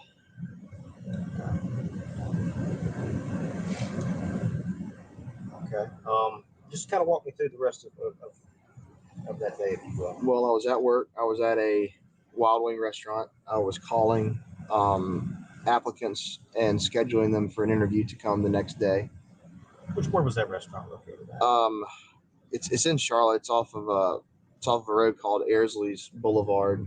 No, I think it's like AR. There's a Y in there somewhere. SLEY, something like that. Sure, I can find it. You're calling applicants. Yes, sir. Phone calling applicants, setting them up for interviews the next day at the same location. I have to imagine that's a busy job right now. Trying to get them to come to work. Yes, sir. Set up interviews the following day. Yes, sir. And now, do they do when they come into the interview with you, or they? I don't know. I was supposed to do it. I was supposed to start the day after. All right.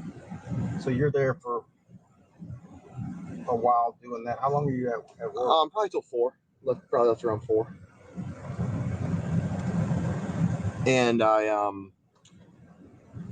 left. Had to run an errand. They wanted me to go to Party City and buy balloons and a helium tank. So I did that, and when I was done with that, then I went back to my girlfriend's house, which is where I was going to stay the rest of the week. In the evening. So the Party City stuff you buy, you had to bring that back to that same restaurant afterwards? No, sir. I just kept it in my truck, and I was going to return it to the restaurant the next day. I got you.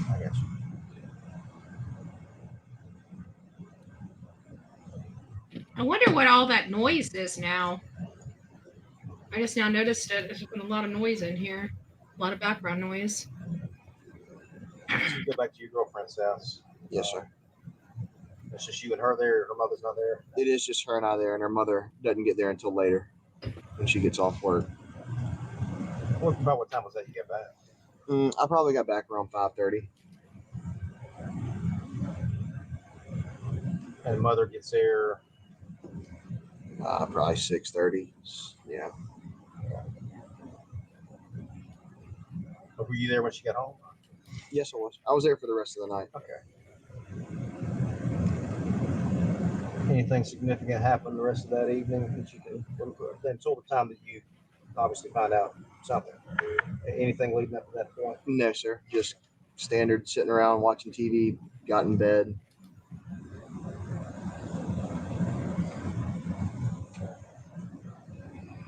And so at some point, you get contacted. I do. And who is that that contacts you? My dad sent a text message that contained my girlfriend and I believe, and it said, "Call me urgent." Call him, and then he tells me what has happened.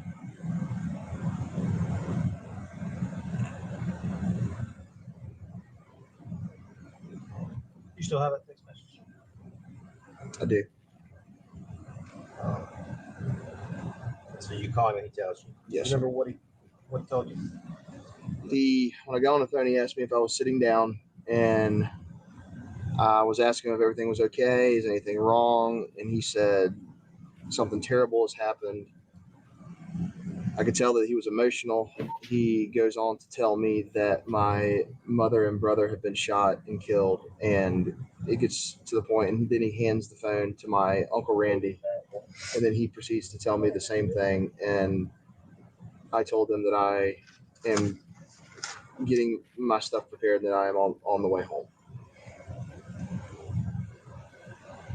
All right, let's go back and listen to that one more time. I want to hear this. We're going to go back about a minute. We're going to listen to this again. This is getting into what Alec told him. Now, I just backed it up a minute, so we're going to have to wait to listen to it, but I'll prepare you guys. My girlfriend and I believe, and it said, "Call me urgent."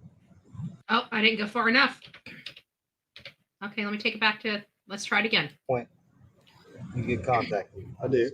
And who is that that contacts you? My dad sent a text message that contained my girlfriend and his dad sent a text message. I don't know how I feel about that.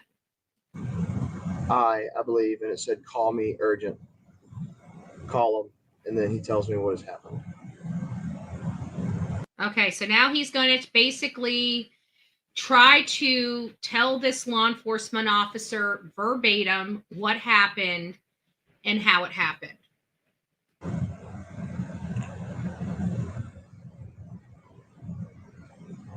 You still have that text message? Interesting perspective, Mel. So you call him and he tells you? Yes. You remember what he told you? When I got on the phone, he asked me if I was sitting down, and I was asking him if everything was okay. Is anything wrong? And he said something terrible has happened.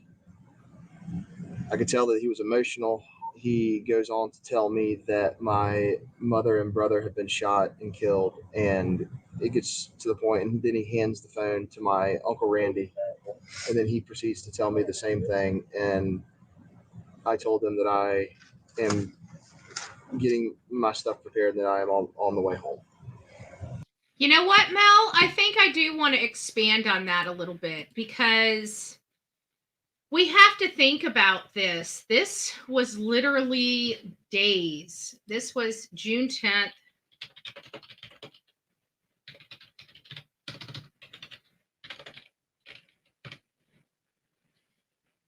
So 3 days.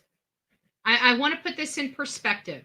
3 days after Buster's mother and brother were gunned down. So you're talking about raw emotion. A young man talking to law enforcement. And I don't think we saw the sweating, but, he's just telling law enforcement how his father expressed the death of his brother and mother to him.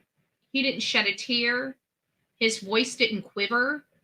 He didn't shake. He was just a matter of fact type of language. I didn't really pay attention to it until Mel brought it up, but yeah, the lack of emotion from such a young man that shouldn't really have that much control over his emotions, and dealing with something he's never dealt with before. Perfect. Yeah, I think Value Babe disconnected. Yeah, exactly. But, we have to take into consideration that everybody deals with stresses a little differently, but there's still a stress, there's still a stress, and unfortunately we're not seeing that stress being exhibited now. Granted, we're all watching this for the first time, including me. So we'll keep moving, we'll keep going down this interview, but there is something that's just not computing to me. Mel says, when I tell the story of my mother died, it has been 11 years and I still get emotional when I talk about it. Exactly. And you got to remember, I'm highly upset, guys, because I went to the grave of Paul and Maggie, and they're next to their family, and they're the only ones out of all this time that still don't have a headstone. Neither one of them have a headstone. It's hard to even find them, to even pay your respects. That to me is just even, I've got no words for that. I have absolutely, in all fairness, lost my respect for all the Murdaughs. Every last one of them, because they all have money, and one of the Murdaughs could have done the right thing, and none of them have. None of them. A headstone for two family members that were literally gunned down, and you can't even show them the respect that they deserve, that after all this time. And I was just there, so this is recent information. This is not from last year. This is just from a few months ago. I visited their grave, and there is no headstone on their grave. None. Barely a marker. It took me an hour to find them. An hour. And this cemetery is not that big. An hour. Sad.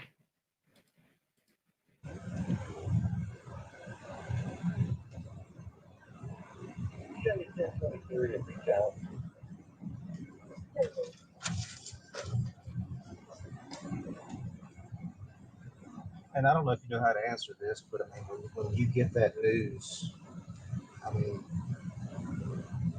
does your mind go to thinking about how that could have happened? Or I mean, did you start wondering how that could have occurred? He wiped his face. He might be crying. And just didn't understand how to really comprehend it. My main focus was getting my things together and getting down there to my family as soon as possible. He's too matter of fact. I don't know. And you told your girlfriend, I'm sure about. Yes, my girlfriend was in bed. We were in bed together. She heard me on the phone. I told her what had happened. When I got off the phone, she immediately started packing her stuff, and she drove me down to Moselle.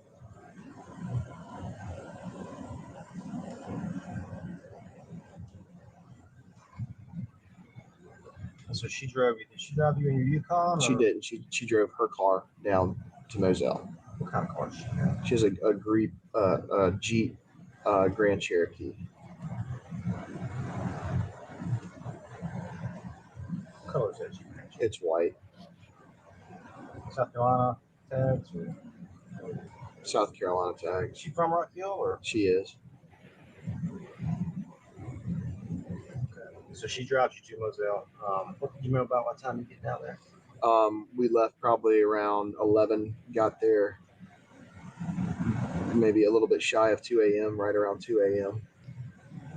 And you know what? I agree with that, Mel. I do agree with that. Like, but this is a family that is ultra wealthy, and now granted, their wealth has probably been hindered quite a bit because they had to pay a lot of money back.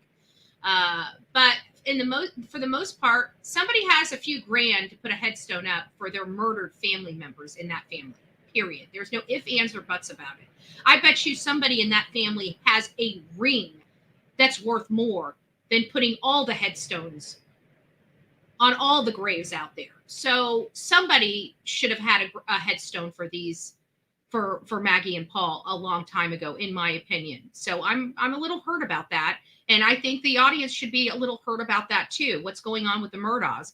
It's not the responsibility. It was your family member that took these souls out. It's not the responsibility of Maggie's mom to pay for her headstone when your family member is the reason why it needs to be put up at all. Sorry.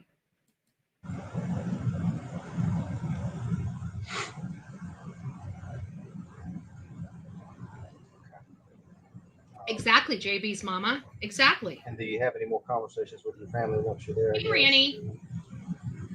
Once I Does get anybody there. give you any more details, I guess, about what has happened? Does anyone? No, sure. Just go inside. Me and my dad embrace very emotionally, and try to just start.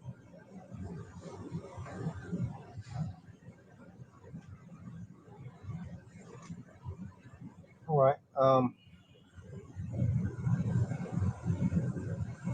So one thing I want to touch on, and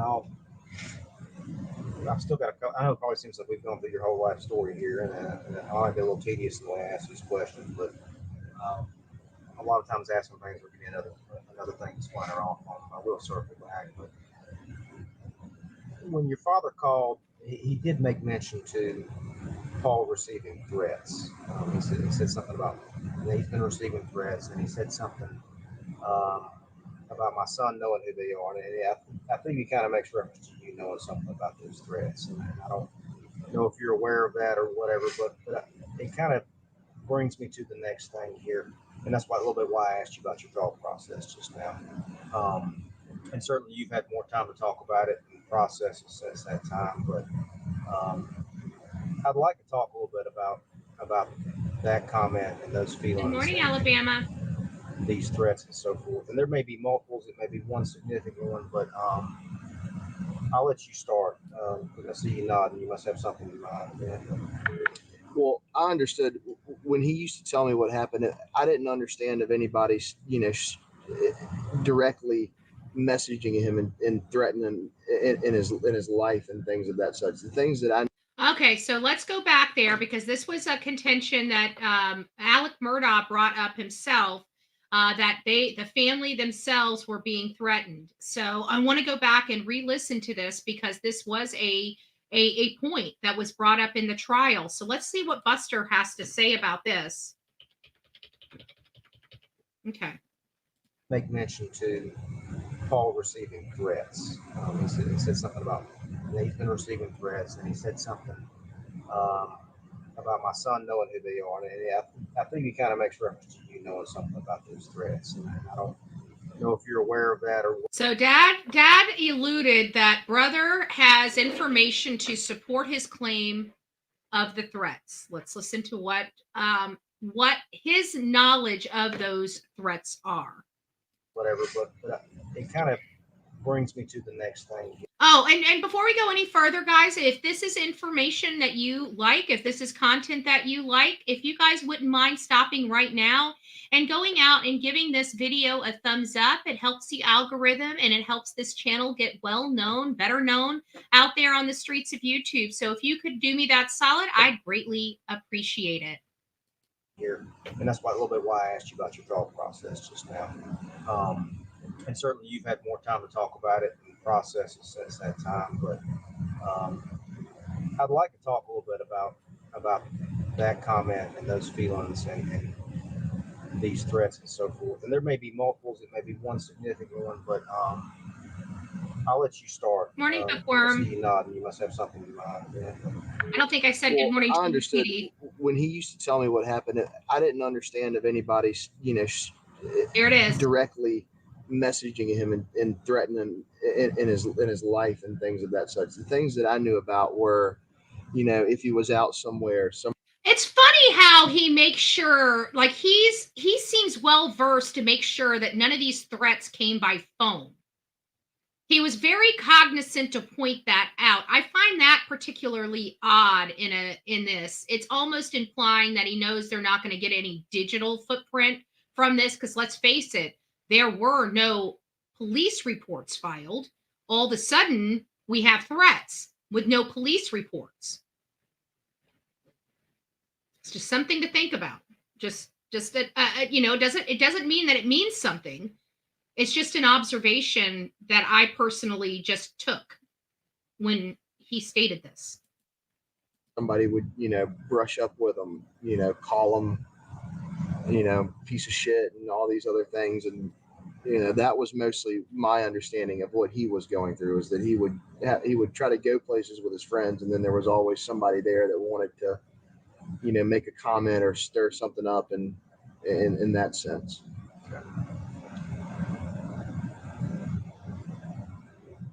So he never tells you about, like, I got a text message, somebody threatening me. I never got somebody DMing me or sending something on social media or driving by the house or spray painting something or anything over like that somebody was threatening. No, sir. He never told me anything about anything like that. I never was aware of anything like that. But he would tell you about people. I have to be honest with you guys. If this was Don Wells, we would be tearing this boy apart. Lack of emotion, talking about situations, not batting an eye, sweating, not showing any type of emotion.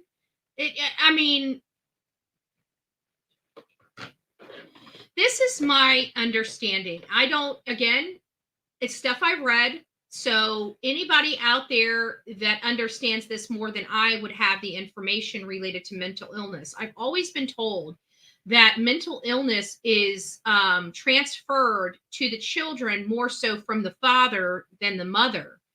If we believe that Alec is a psychopath or narcissistic or something of that,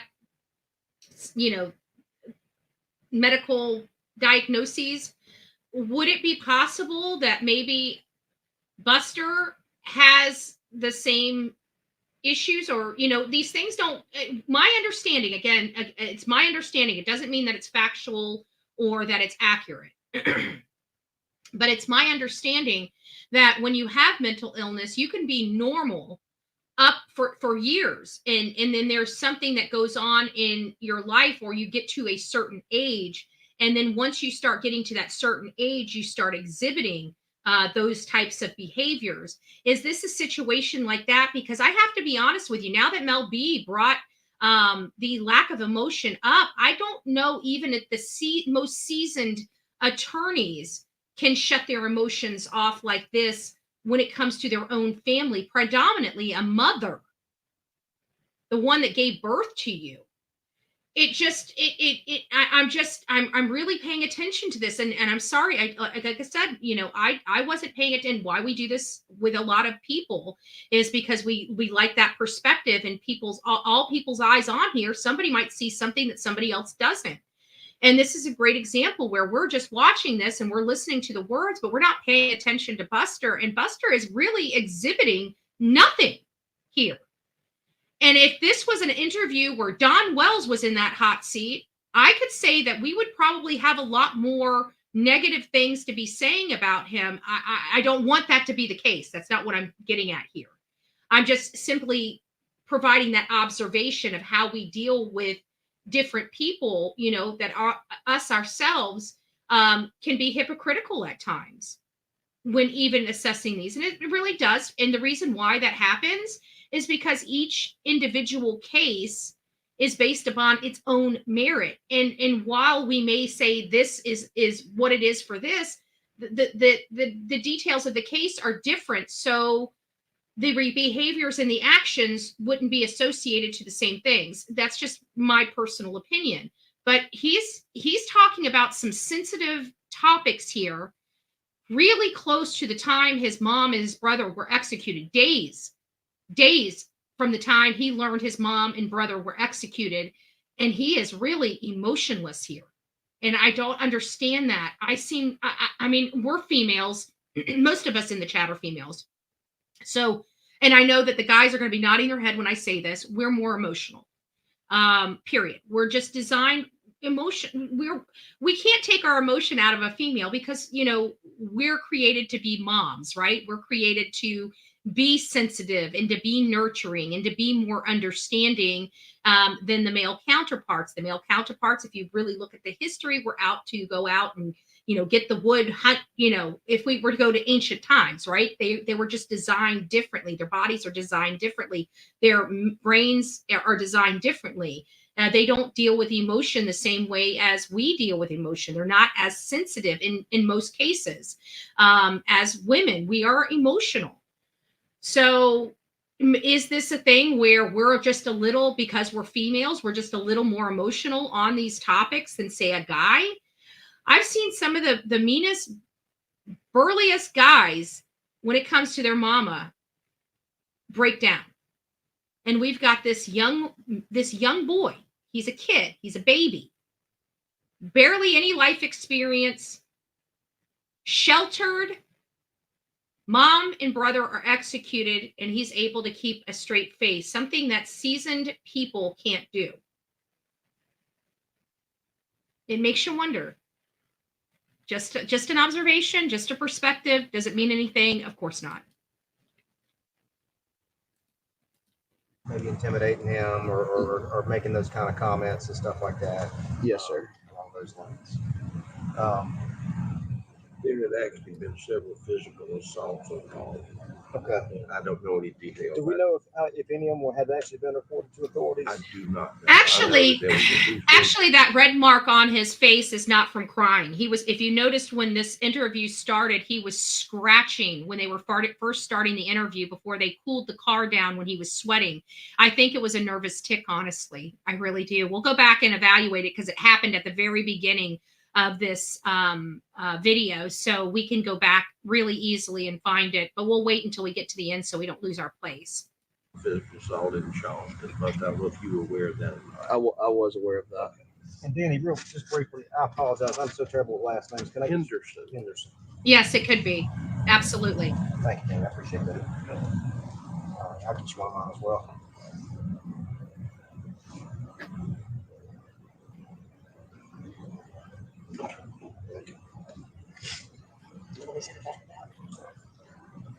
Okay, so let me run some just specific stuff by you here. We all know about the boat incident, and I'm not trying to assume too much, but I'm guessing that a lot of these threats and so forth are coming as a result of that boat incident as one of the primary things. Am I wrong in that? That's always what I thought. That's been 100% of it, you think, or has there been other reasons? Or I think that's been the cause. Okay. All right, let's listen to that again. I think I just missed it. I was reading it. Hold on. Too much, but I'm guessing that a lot of these threats and so forth are coming as a Okay, result so of it's that related boat to the incident threats. as one of the primary things. I missed Am that. I wrong in that? That's always what I thought. That's been 100% of it, you think, or has there been other reasons? Or I think that's been the cause. Okay. As far as the other passengers on that boat, Anthony and Connor and the other girls and so forth on there, did you ever have any, or did he ever express any specific concerns about any of them posing a threat, threatening, and being frightened of them? Anything along those lines, specifically related to those people? No, sir.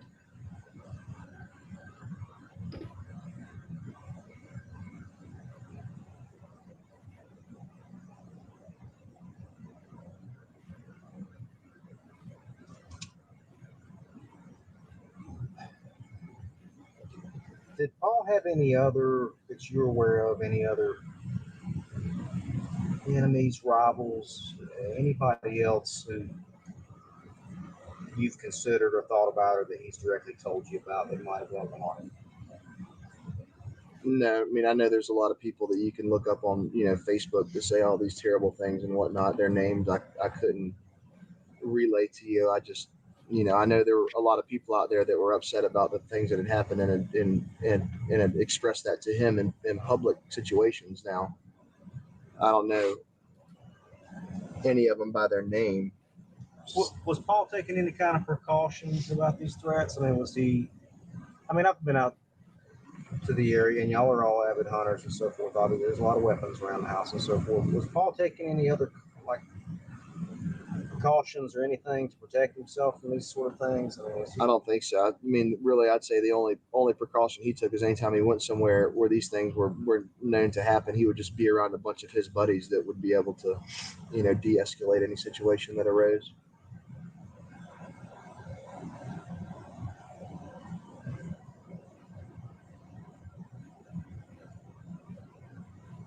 Did he typically carry weapons with him in his vehicle?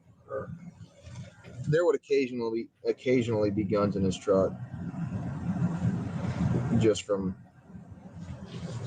forgetting to remove them from the farm and having them be around.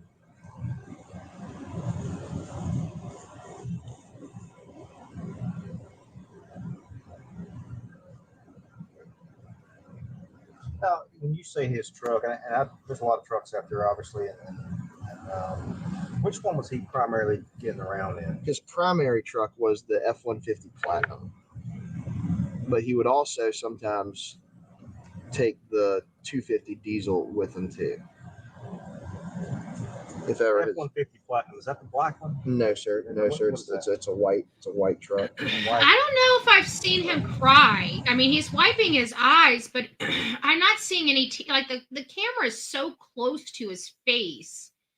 I see him wiping his eyes and scratching that one spot on his eyes and scratching his head a lot, but I'm not really. I've been looking and I haven't really seen any actual tears come out of his eyes. I mean, he's got all these things going on, but I'm not seeing tears is the problem. I mean, it like even this, it looks like he might be crying, but when you look at his face, his face is dry. There's no tears. Even with you wiping your face and you drying your face, your eyelashes would still be wet. We're not seeing any of that. We're seeing him rubbing a dry eye, in my opinion. I could be totally wrong.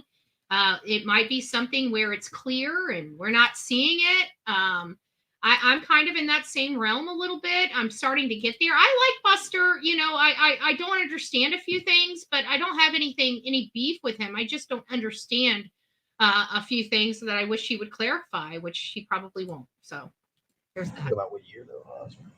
I don't. I'd like to say around the 14-15 mark.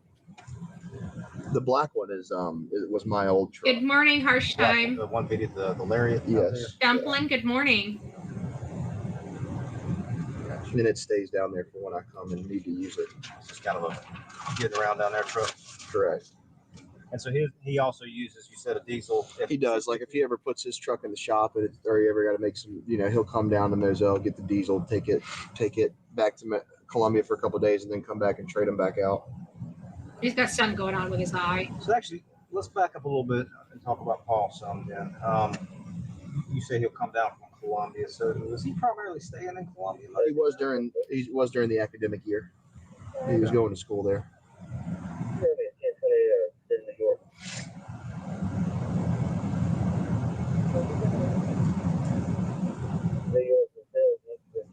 Where does he stay at in Columbia? He has an apartment in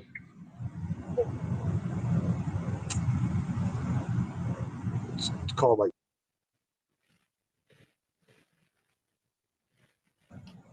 They redacted some. I get them confused. It's one or the other. Okay, I think I know probably where you're coming from. Does he live in that apartment alone, or No. There's a boy in there that stays with him. Just one of the boys down for Memorial Day. Right. He stays in there. He's a good friend of his. He is. Yes, sir.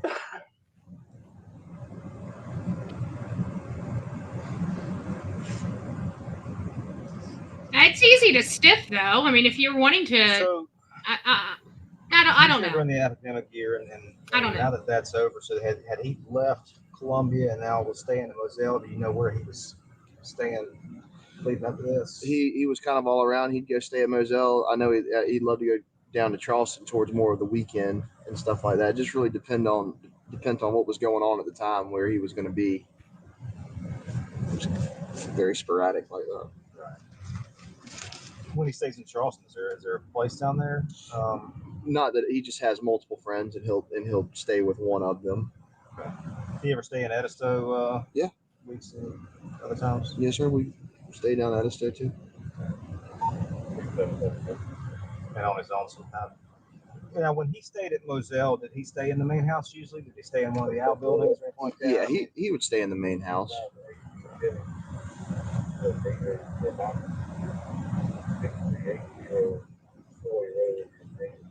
And now, to your knowledge, just touching again on Moselle, your mother and father stay in the main house usually? Yes, sir. Do they ever split time between places? Stay in other houses or other places? Yeah. You know, Mom was doing a lot of renovations down at the beach house, so sometimes she would be staying down there. Okay. And Dad would obviously be staying to go to work in Moselle.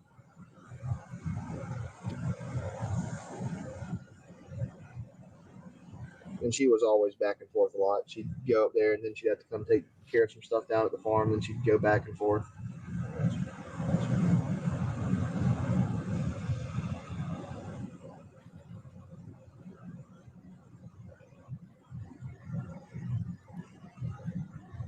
Generally speaking, starting with, your family's obviously been under a lot of pressure over the last year or so here. More than a year here, but obviously since the boat accident, things have been difficult. I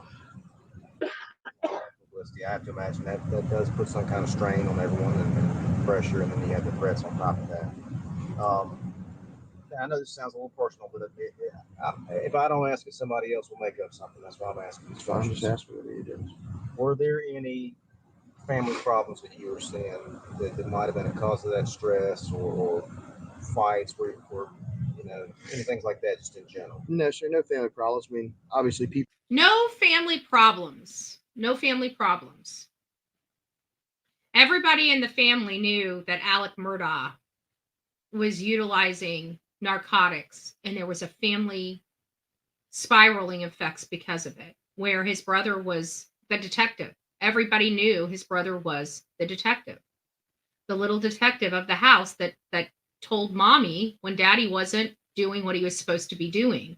So there's no way that Buster, everybody knew in the immediate family that Alec had this problem. I mean, he had already been to some rehab facilities while Maggie was alive.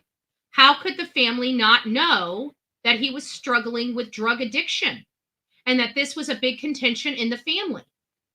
But here, while he is speaking to law enforcement, he's not being truthful. Why? Why is Buster being untruthful? Because we all know Buster knew about his father's addiction. We need to look at that because we just caught him in a lie. And he did it with a straight face and with no hesitation. So we need to consider that because we know for a fact that's a lie. People are going to be upset about it, but no, it never caused any tension between any of us. That you can see. Yes, sir.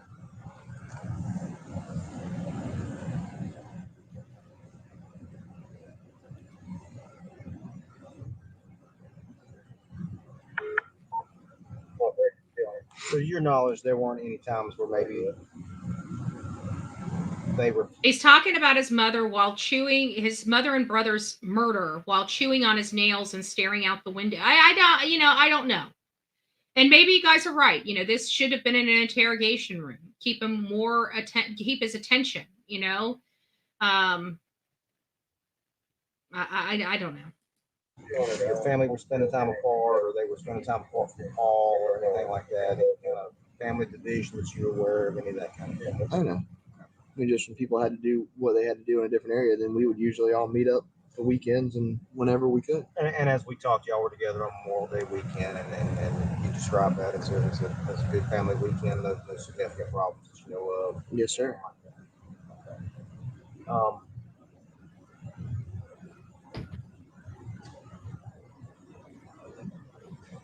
So getting back, I guess, a little bit more, we talked about the threats, we covered that. Had you ever talked to your father about any of the threats or any of the stuff that Paul had had brought it to you, or did you ever go to him about concern and tell him that, hey, Paul's telling me this, or Yeah, did I ever go to my dad? about that. I just said that I was worried about him. That he likes to go places and he seems to be getting a lot of lip from a lot of people, and just that I, basically, giving up my sympathy, really, just saying, feel bad for him and whatnot.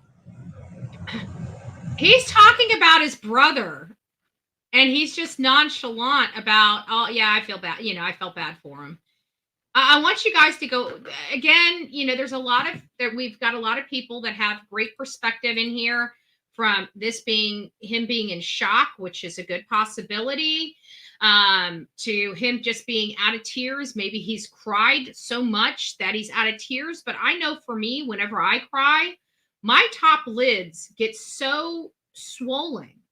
And it's noticeable even like the next day. And depending on how hard I cry, they're swollen even into the following day. I've had losses in my families that has caused a lot of grief for me. And I know when I've cried for days and days on end, my eyes are so puffy. If I don't put makeup on, because I got a little bit of baggage, right? I'm a middle-aged woman right now. If I'm not there yet, I'm getting there. I'm getting closer and closer, right? So, you got it looks almost like you got a black eye, if you got a little bit of shadow in your house, because your eyes are so puffy, and you got the puffiness under here, which is making these creases right here really known. We're not seeing that. We're seeing a red mark that he has been picking at since the beginning of this, this interrogation / interview. We just caught him in a lie. So but people are bringing up the fact that he could have just be cried out. That is a possibility. We don't know. I mean, we are all speculating here, because the only person that really knows what's going on with this boy is this boy and this boy alone, period. There's no ifs, ands, or buts about it. Anything that we're doing about this is all speculative. It's not to be taken as fact or truth, because it's our opinion, all of our opinions, even whether you agree with me or not, it doesn't matter. There's no right or wrong answers here, but we did catch him in a lie, and we have to look at that. And he's just talking about his brother. Let me just back this up just a little bit. He's talking about his brother. No emotion, guys. I'm sorry. None.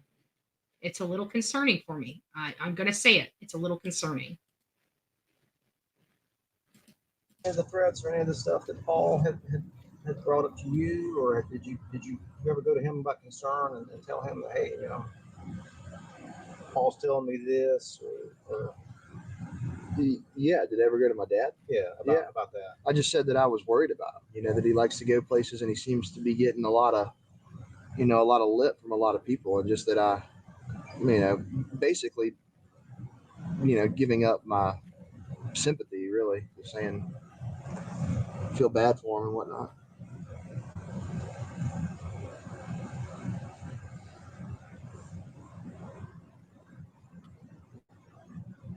Do you know if Paul was telling your father about any of the stuff?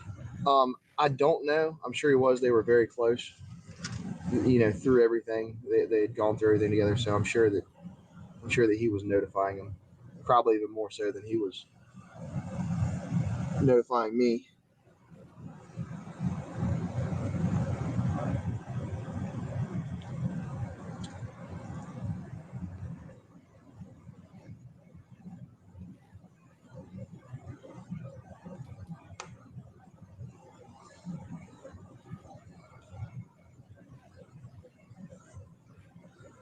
All right, let's go back and talk a little bit about a guy I brought up earlier, C.B. Rao. Am I saying that right, Rao? Rowe. Okay. How long, to your knowledge, has C.B. worked? Not long. Let's see. He had just kind of been around right before turkey season started, so probably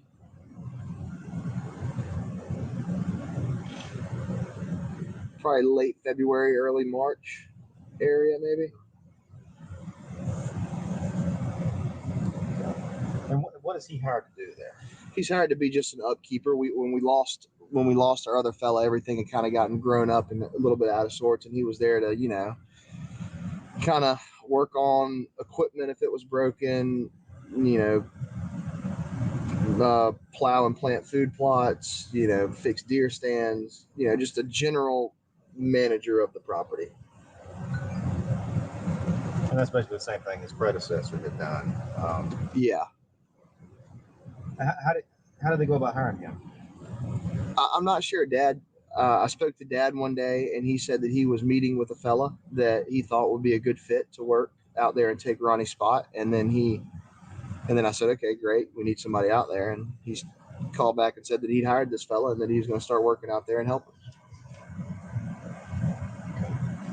Did you ever get any information on him while he worked there? On was he doing a good job? Was he not doing a good job? I mean, did you ever hear from either Paul or from your father or your mother about the kind of job he was doing? I had heard that he'd done some things that they were displeased with. I know he killed a bunch of sunflowers and other plants, but you know, for the most part, I think he was doing what was asked of him, and you know, wasn't in a huge row about stuff like that. Paul's also very picky when it comes to the property, so he wants everything to be perfect. No, that there's his attorney's actually in the back seat right behind him. He's in this interview right now, and the attorney, you can't see him, is sitting directly behind Buster. So he has an attorney representing him for this interview. And made that mention, and that was mentioned at the beginning of this interview as well. Just a FYI. I know you just came in. By the way, good morning, Sergeant. Rosie, good morning. Rapper, good morning. Who else did I miss? Love Lakers, good morning. Everybody else that is coming in, if you have not yet hit the thumbs up button on your way in, if you could do me a solid and do that, I'd greatly appreciate it. And God bless each of you.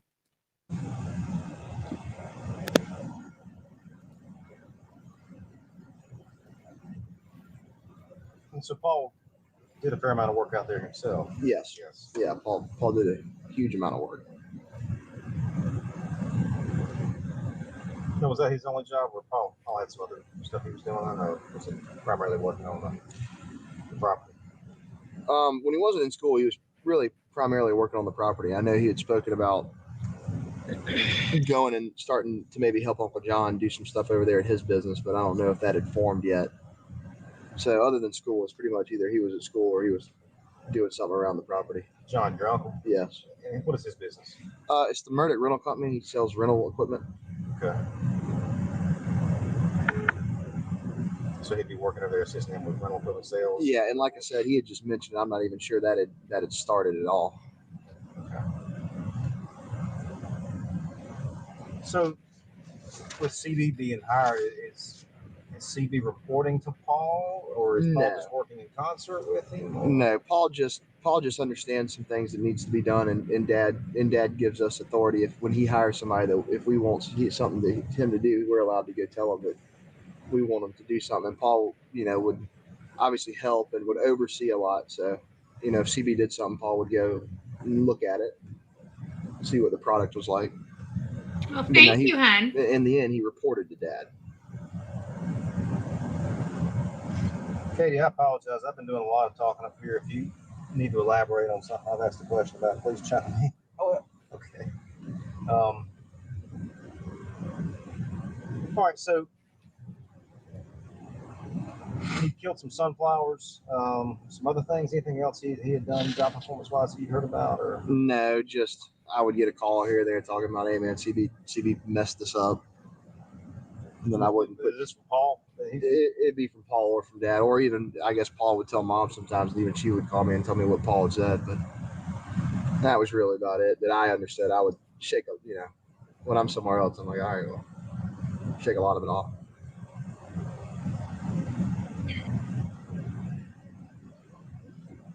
Was there any talk about firing CB because of this stuff? Never that I heard. Yeah.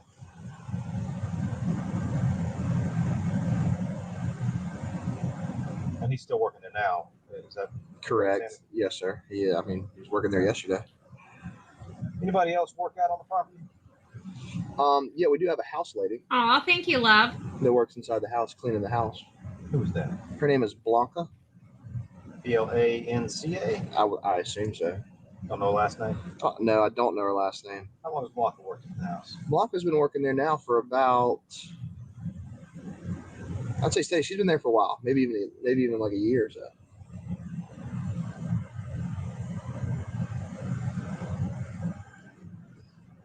And so is Blanca there like every day, every couple days a week? It depends. Her schedule changes, but she'll come, either a couple days in a row, day, not be there, and then come a day. It fluctuates. Bianca is the housekeeper that Maggie was starting to trust and rely on. It's who they hired after Gloria Satterfield lost her life on their property. It's the lady that my understanding that still has the dog, the Maggie's dog. So, and she's been taking care of it, taking care of him. So I just thought I'd throw that out there. Bianca's the one that first talked about Paul being, no, I think it was the sister. I think the sister was the first one that talked about Paul being the little detective, Maggie's sister, when she was on the stand. I think she was one of the first people that took the stand for the state. One of the first people. I don't know if she was the first person, but she was at the beginning of the trial, though. And Bianca had a lot to say. She had some information. Does she live nearby? I don't know. I think she lives in Brunson, maybe. Anything you can say about her that you know her? I mean, any issues with her? No issues with her. She's just a nice lady. She just, she comes in and sweeps and mops and laundry and stuff like that.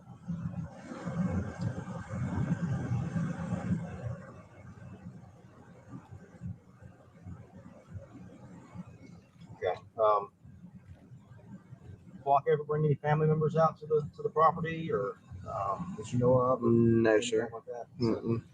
So she has access to the house and so forth. Does she clean out on any of the other grounds, or is it just a house thing, as far as you know? No, it's just a house. And if we do something, she'll also clean the cabin occasionally.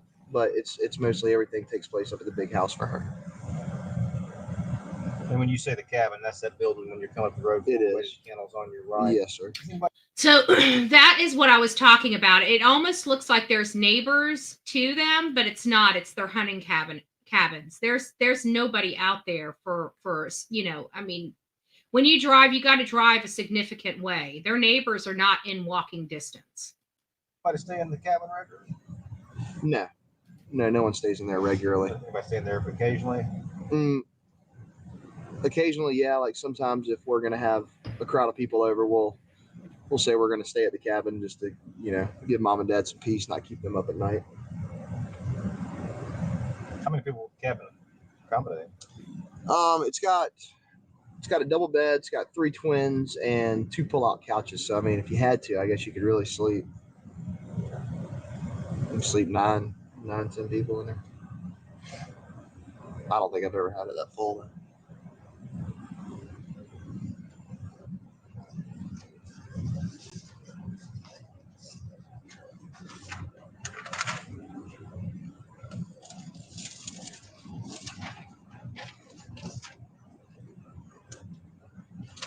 It's going back to CB just for a little bit. So he works the whole property and all. Does he do anything inside the house? No, sir. Closest he'll get to the house is he may be asked to blow off the porch.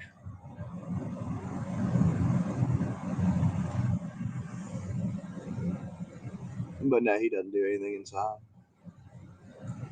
You know anything about him personally? Family life, history, any of that kind of stuff? Not a whole lot. I mean, I met him one day and he broke down like all these jobs he used to have. I didn't really retain a whole lot of it, I know. Anything that stood out to you? No.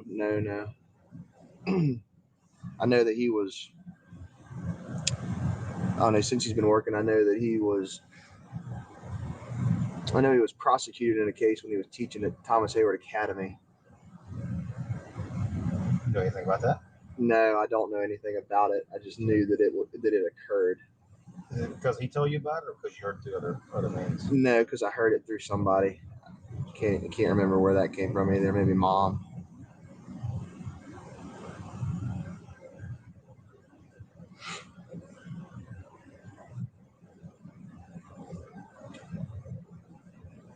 anybody else that works out there? No, sir. That's it. You familiar with the gentleman that feeds the dogs? Oh, Dale. Dale does. Yeah, Dale works out there. I'm sorry. Dale, you know his last name? No, I don't. You know anything that much about Dale? No, I just know Dale shows up twice a day, sprays the kennels out, feeds the dogs, and feeds the chickens, and gives them all water.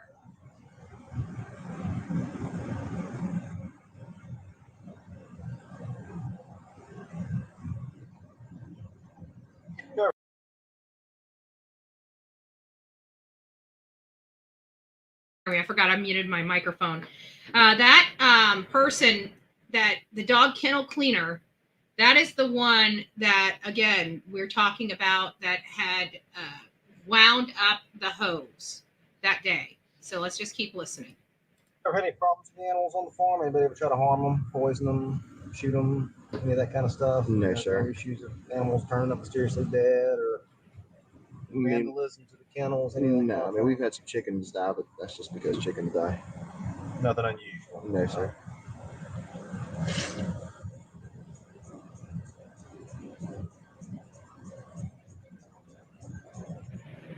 How about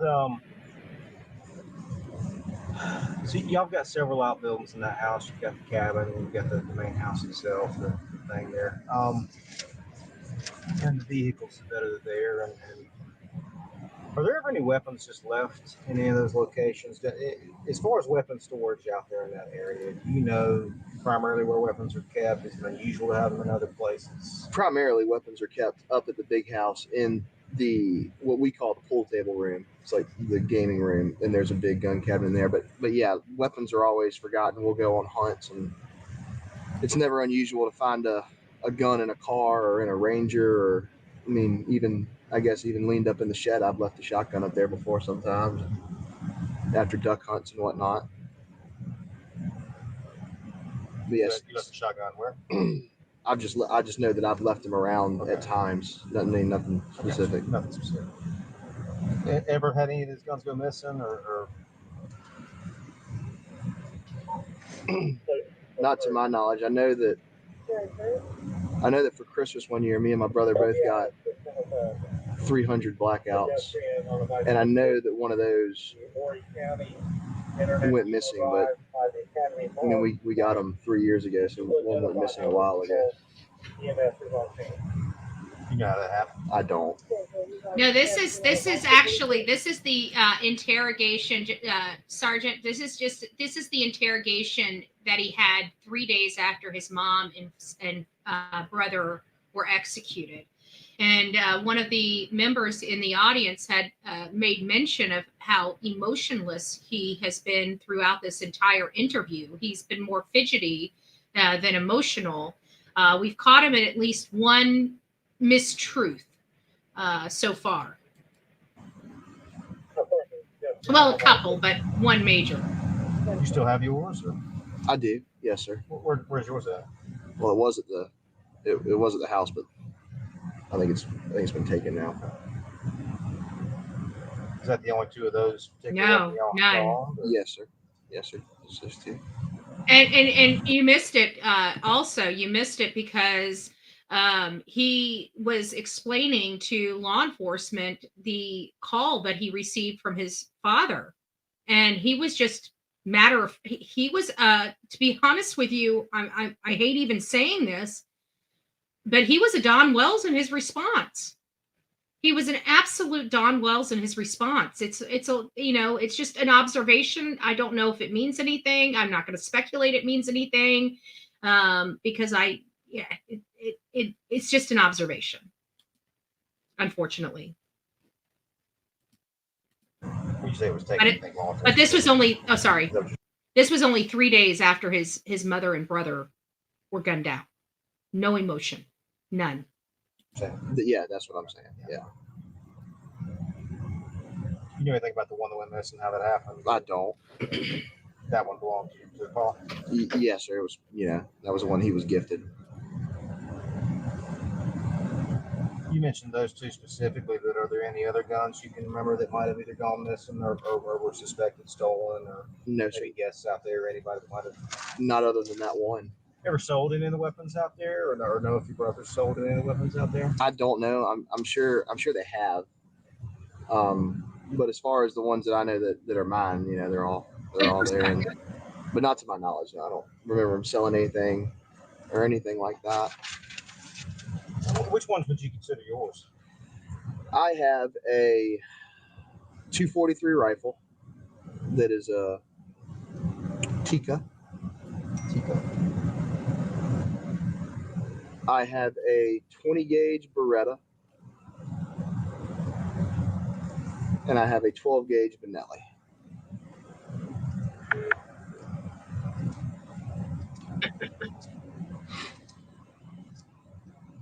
And then the blackout rifle. Oh, and the 300 blackout. Any handguns? We do have handguns. When you say we, you mean individually, or y'all just have handguns in the safe? We just have them at the house. We just have a couple. You keep one in your vehicle or anything? No, sir. You keep any of the other weapons in your vehicle as you're traveling back and forth? No, sir. Nothing for personal protection, anything like that up there? No, sir. I would like to know, since he doesn't believe his father's the one that did this and he's in fear for his own safety, if he's carrying one now. I'd like to know. How about your brother? Do you have any idea what guns he owned, or which ones were his? A little bit more than I did. I know he's got same thing, 12, 20 gauge. I think his are both Benelli. I know he's got. You think about you have 20 gauge Brady, you think he's got 20 gauge? I think he's got a 20 gauge. I think he's got a 20 gauge Benelli. I don't know, because a lot of them Dad buys and we just use them as like commutal. Yeah. But the ones that I guess he said what would be his is, I know he's got a 20 gauge Beretta, the same one as mine. We just have two of them. Okay. And then he's got 12 gauge Benelli, and he's got a 270 short mag. He's got a 7mm 08. And obviously he had one of the blackouts that is missing. You know when that went missing? No, I know it wasn't far off from when we got him in Christmas, maybe 6 months to 8 months, maybe to a year after that. So it's, multiple years it's been gone.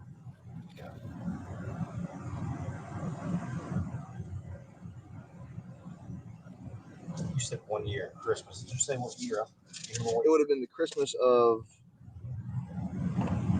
2018. Right. Let's talk about the kennels for a little bit. The what? I want to talk about the kennels. Okay. And obviously, that's where things happen down there. Yes, sir. I just want to talk about maybe some routines down there. Your mother frequented the kennels, I suppose. My mom did frequent the kennels when she was in Moselle. She loved to go down there, and she would let the dogs out and do all that. So she was down there often. What's your mother, if we can talk about her for a moment, just digress her from the kennels just a little bit. Her day-to-day as you understood it, did she have any kind of work she did, side jobs, volunteering, anything that she passed her time with? Nothing like that. She would just, her day-to-day were, getting things for us done that we needed. Okay. And taking care of anything around the house and planning anything or whatnot.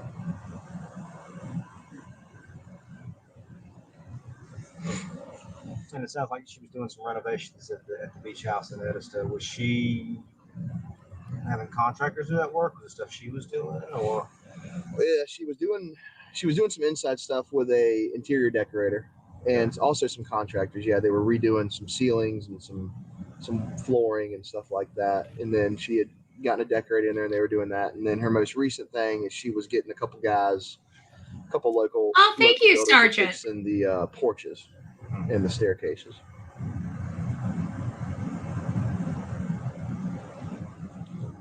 It was a constant need on the beach. So when she's not down there at Edisto doing that and working on that, you don't know of any other things she might have been doing, any other side work, volunteering, anything like that? No, she didn't. No, she didn't do any side work or any volunteering, nothing like that. Did you spend any time with any other family members? Oh yeah, she frequented. Or wait, what now? Any other family members, like an extended family or like her family? Yeah, she would always, she was always in pretty constant contact with her mother and her sister, and they would see each other pretty frequently, whether they'd go to Somerville and have lunch with their mom, or they go shopping in Charleston or anything like that. Mother lives in Somerville.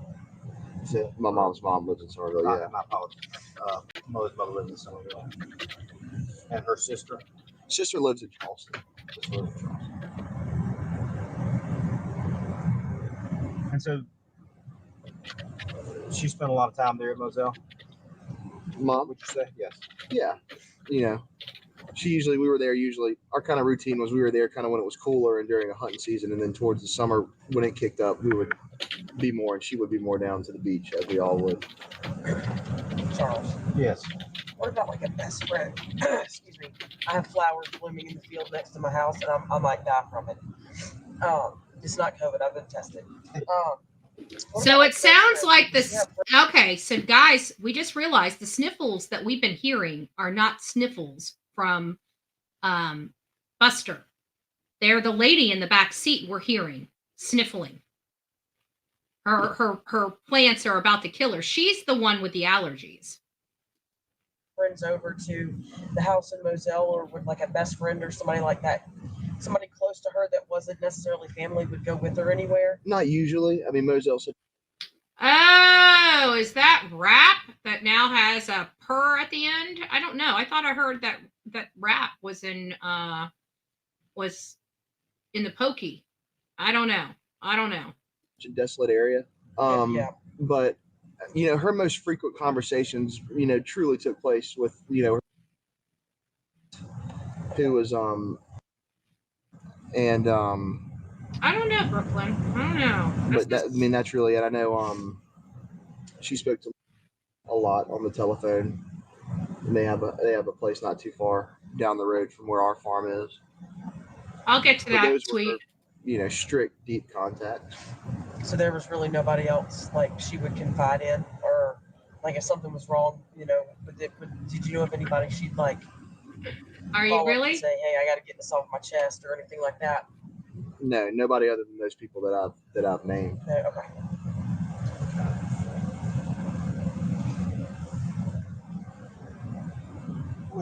Would go to the kennels? I mean, was there a set routine to how she did that, or so forth? I don't think so, and I don't know. I didn't go with her all the time. I just think she, and she also she would like to walk. She would walk from the house to the kennel. She would like to do that for exercise, and then when she got down there, I think she just kind of played with the dog. She would maybe feed a dog, spray out a kennel if she needed to, if it was dirty. She'd walk up there. Sometimes I'm assuming we used to get packages at the shed. Maybe she would check for packages.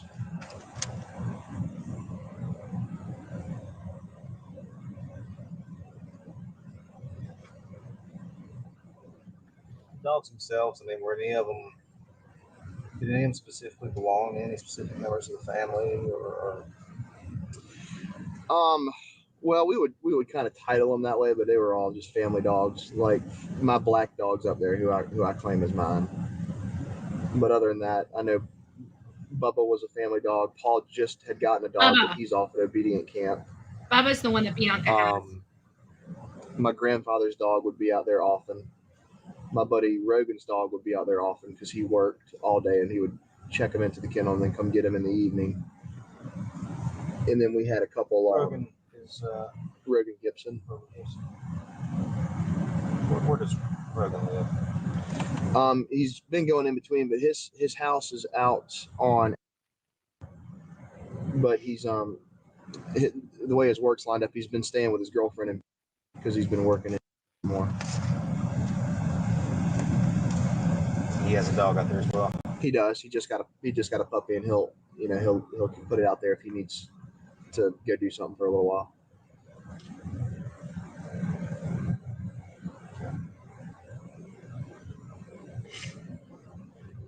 And Would it be unusual for Paul to be down there around that same time, as far as you know? No, Paul was always around, maybe not the kennel, but around that shed area. He would, he liked to work on stuff. So he was usually around any given time around there. And I ask these questions to lead to something you may have thought about. I mean, when you find out about this terrible thing that's happened and so forth, and you found out that they were down there, was their presence down there of any kind of surprise to you? No, sir. Okay.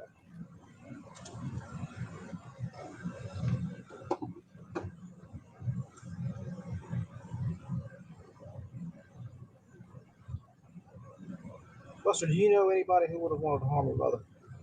No, sir.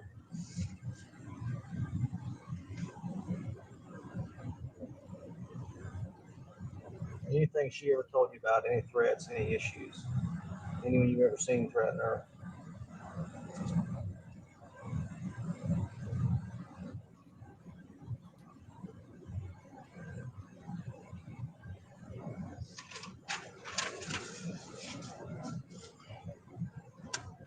Anybody else you can think of that maybe temporary work or somebody doing work out of the property might be for some other reason. Could be just a contractor that came out to paint something or work on a car or deliver something out there. Anything No, that sir. comes to mind that I you don't. might be aware of. I know you're not down there as much as the others. Well, so. Jules, That you I- take that I care. knew Be of, there was safe. nothing on anybody's calendar of anybody coming to do anything, especially that time in the evening.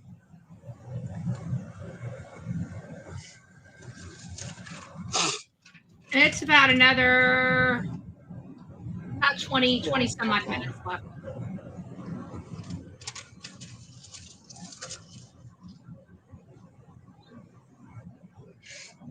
As you've had a chance to think about it, and I think I've alluded to this, or maybe even before I've asked it, but I mean, as you've thought of it, I mean, Well, do you have happy any early thoughts about who birthday. might have wanted to harm anybody? No, sir. I know people disliked him due to the accident, but I couldn't single out anybody that I know that would want to do what has been done. Nobody has a financial motive, really, other than Alec in this situation. There's no, I mean, even the fight with the Beach family wouldn't have resulted in this because they wanted to hurt this family financially, not physically. Because if they wanted to hurt this family physically, they would have already done it. They would have done it right after, when their emotions were at the strongest that they would have ever been in this entire situation, would have been up front. Kind of like this, all those emotions are up front. They don't come later down the road. They typically, those waves of emotions and your grieving process, your stages of grieving come much sooner than later. You don't go through this dormant stage and then all of a sudden you get emotions. If that happens, it's few and far between, because I've never heard of it. So, I feel that with his father, they didn't prove that he held the gun and shot them, but they proved nobody else could have. I think is my point with the whole trial of his father.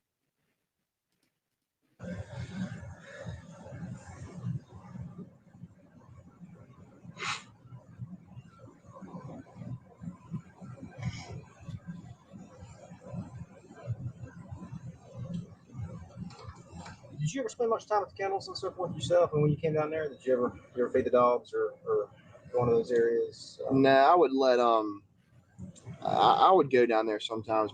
If my girlfriend stayed in Moselle, she's real fond of animals and stuff. She'd like to go look at the chickens and whatever, and I'd go let my dog out for a little while and stuff like that. And I'd hang around the shed too, working on little things and stuff. So I spent a fair amount of time down there as well. Let me ask you this: do you ever have any issues? No offense, rapper.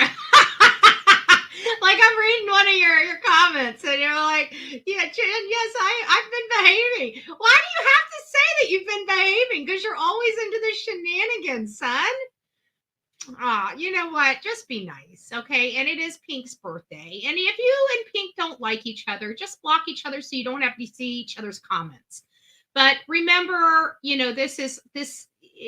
let's not take this stuff here on YouTube this seriously. Whatever's going on between you and Pink, do the right thing, be the better person, just stop. This world is crazy enough. We don't need to be contributing to it. You know that, Rapper, as well as I do. So just, we want you here. If we didn't want you here, we would have blocked you by now. So just be kind to people, okay? And I'm not saying you did anything wrong this time, but you know what? Females have hurt feelings. So when you hurt a female's feelings, she gets hurt. And then when you come in here, and even if you're trying to be nice to her, unless you said, I'm sorry for what you did, even if you guys want to fight another time, if you did something wrong, say you're sorry for it. So happy birthday, Pink. Rapper, be nice. We love you too, even though you're like the little pain in the ass little sister or brother. I tried to call you a little sister. I'm sorry. I promise that wasn't. I know. I haven't seen anything personally. I know. I kind of come into this stuff like halfway through, but still, it's her birthday. Just say I'm sorry. Give her a freaking birthday present. Okay? Pink, he's sorry. Now you guys stop and start. Problem solved. Now you and Pink can be BFFs. Be nice to each other. Even when you're away from the Bullhorn Betty channel, okay? Just show some love, guys. Show some love. It's not Rapper. He didn't do anything. I know. Everybody's telling me you didn't do anything, Rapper. So thank you for not doing anything. You do so much shenanigans. Nobody believes it. We got to have some receipts up in here to make sure it's not your fault. I'm just joking. I'm just joking. We love you. It's just, you didn't do anything wrong. We thank you. And see, it wasn't that bad. You're good. You're good. See, you're good. All right. So, but it is Pink's birthday. So be nice to her today and tell her happy birthday. Just be nice. People, just be nice. Not that hard. We have one rule. So far, no, it doesn't seem like anybody's breaking it. So thank you guys for making the chat nice.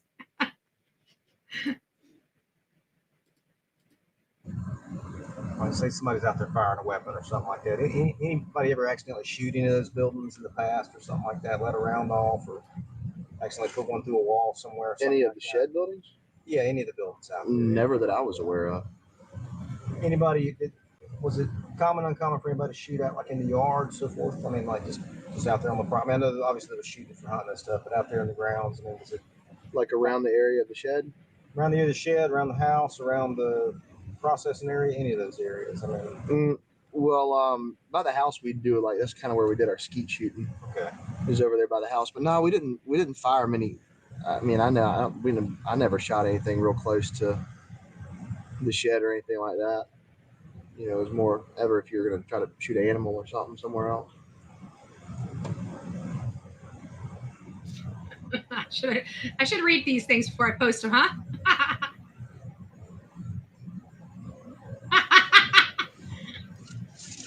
Give me a moment, just so I don't digress too much. I just want to a couple of things here. You've been staying down here since? Yes, sir. I've been here since Monday, or I guess early Tuesday morning. You haven't gone back up? Huh? No, sir. Girlfriend been down here the whole time? She has. Katie, while I'm looking at my notes, if you got something you want to talk about, go ahead.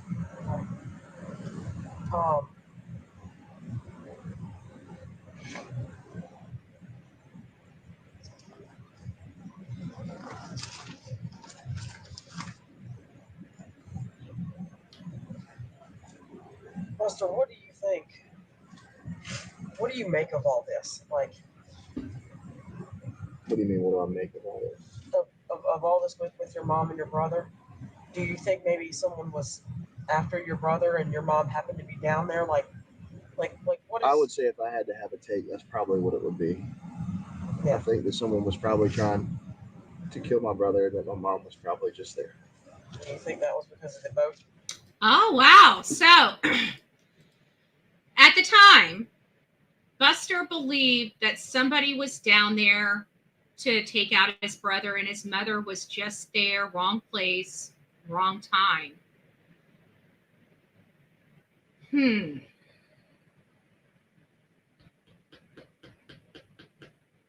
Wrong place, wrong time for mom. Somebody was there to get his brother. Interesting. Interesting, because, I mean, up to this point, he doesn't really know anybody's last names. He seems like he's fairly removed from the family. I mean, he still does things with the family, not removed like he doesn't want anything to do with his family. What I mean by that is, like, vicinity-wise, he's nowhere near his family. He's in Colombia.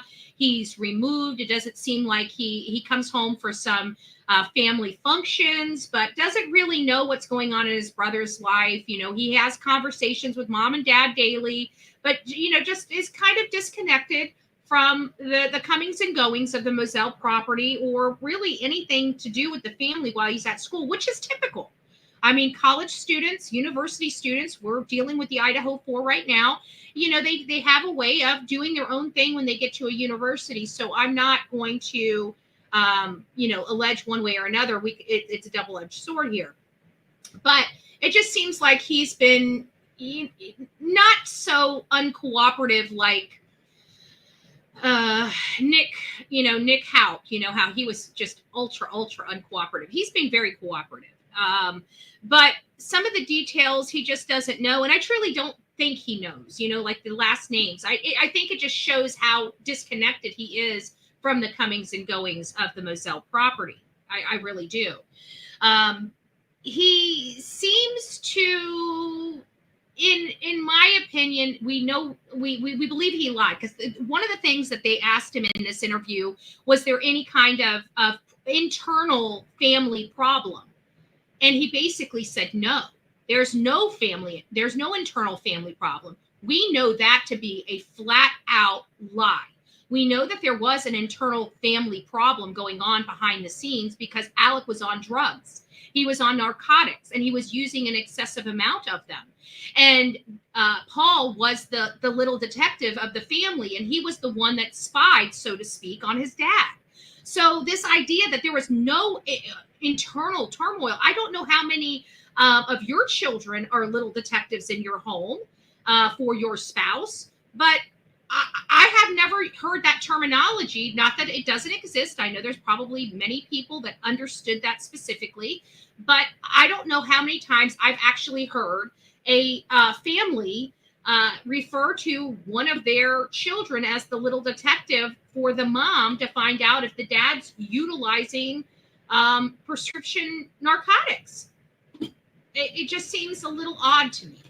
It just seems a little odd, is all I'm going to say. It's just my observation. Satisfying myself. Exactly. But it does show you that there was an internal turmoil between the family that Buster completely knew about and totally avoided saying. You know, it wasn't that he lied about it. He just never brought it up when asked. And to me, that's still a lie. Yes, ma'am. And I'm sorry for asking that, but okay. You know, y'all knew I'm that sure better you thought than of little anybody. else. I mean, to some degree.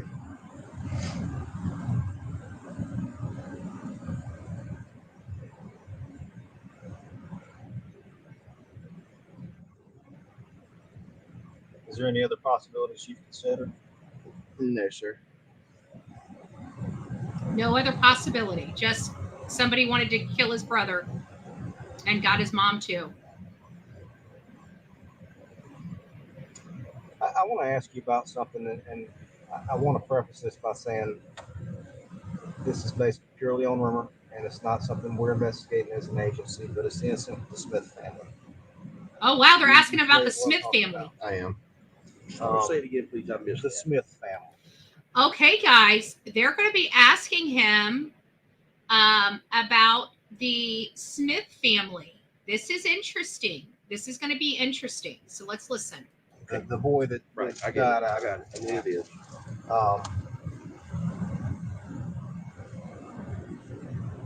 Has anything about that incident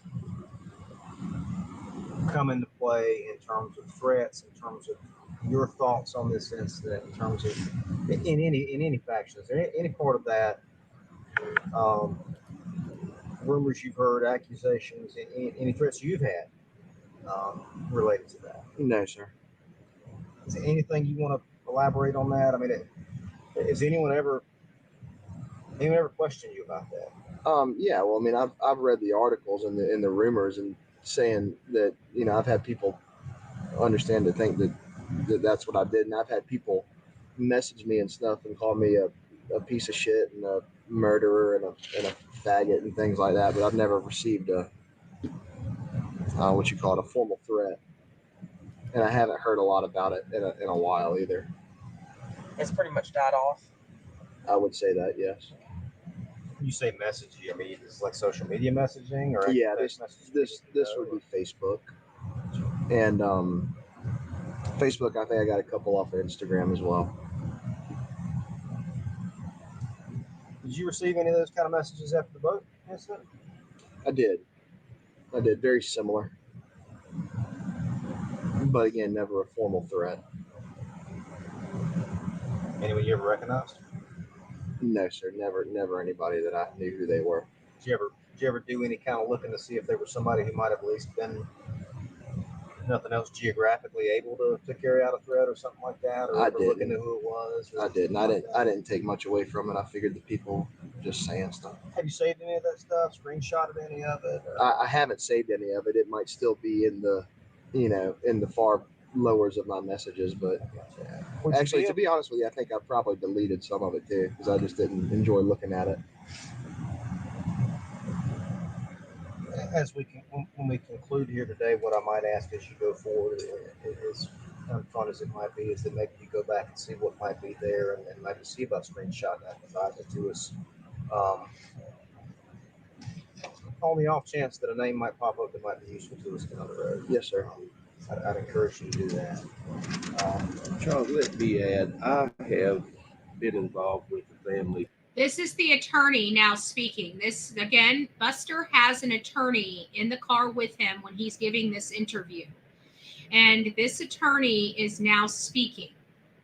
Primarily just trying to keep Alex straight up since the boat.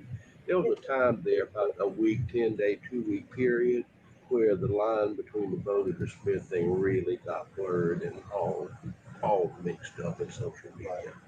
But then that sort of calmed down. But there was a period of time, and there was several weeks after, where people were associating one with the other, and just that's an important distinction to make, Buster. As we sit here, that you certainly have a family resemblance to your brother, and while I'm certainly not saying this was the case, I mean, if someone were angry about the Smith case, is it conceivable they could have found out about your property, come out looking for you, and some kind of scenario like that? I'm not saying that. I certainly don't want to give you any kind of bad feelings, but it's a possibility, like all the possibilities you talk about, that we have to consider. So that's why. No, that's not true. That's a different one. Specific people you were concerned about along that avenue? No, sir. I wouldn't say I had any concerns about that. Okay.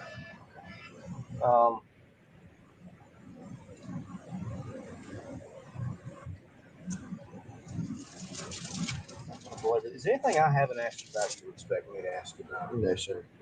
I mean, you feel like we've gone over everything you expected to talk about, or hey, you talked about everything that might be helpful to us as far as you know? Yes, sir.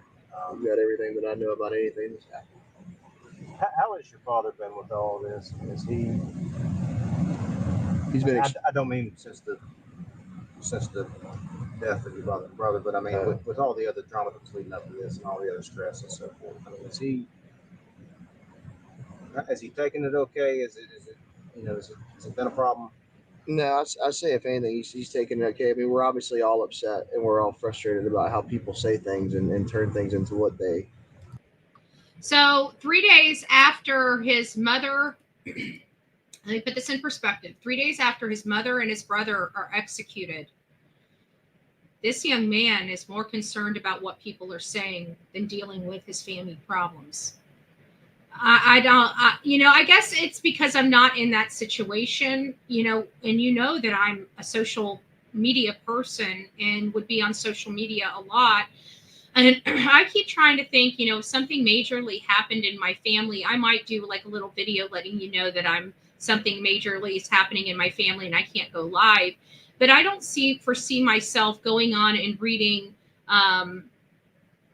comments this early into the investigation. Maybe I would, especially in a murder. Maybe I guess it really depends on the situation, but I don't know. It seems like he's ultra concerned about what people are thinking at a time when he should be worrying about his family. But that's another observation, a weird observation I'm seeing. Turned him into, but as far as he's he was kind of the I guess the platform is always the one telling us not to worry about it, but always kind of the anchor and keeping everything straight and everything like that.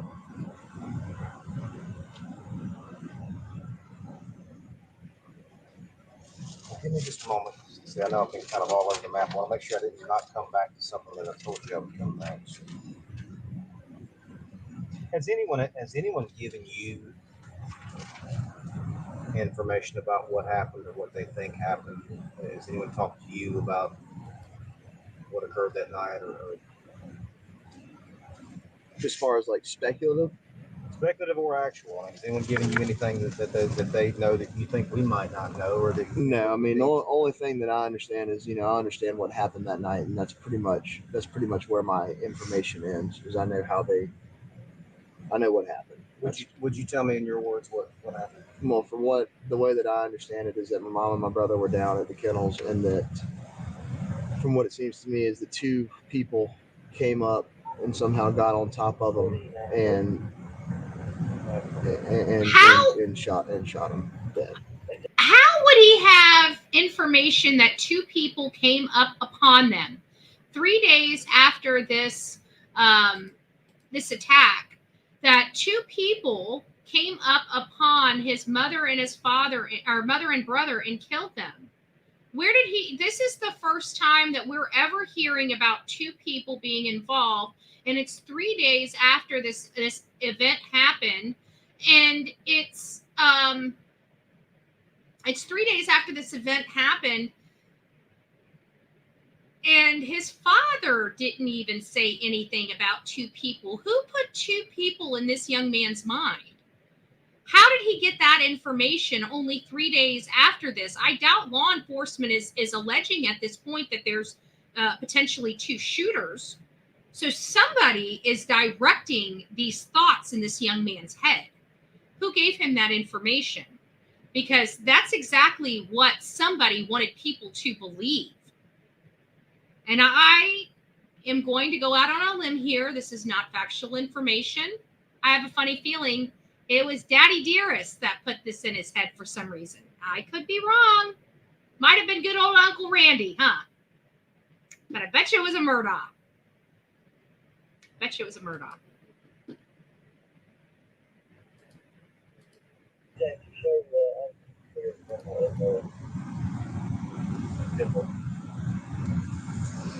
What makes you say that it was two people? I read an article that stated two guns. He's saying he read it in an article that there was two guns. That's still a big leap to go with two guns, though. And to make that leap that there must have, I don't know. We'll listen. We'll keep listening. I'll shut up.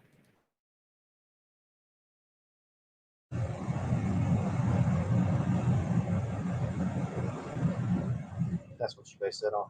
It is.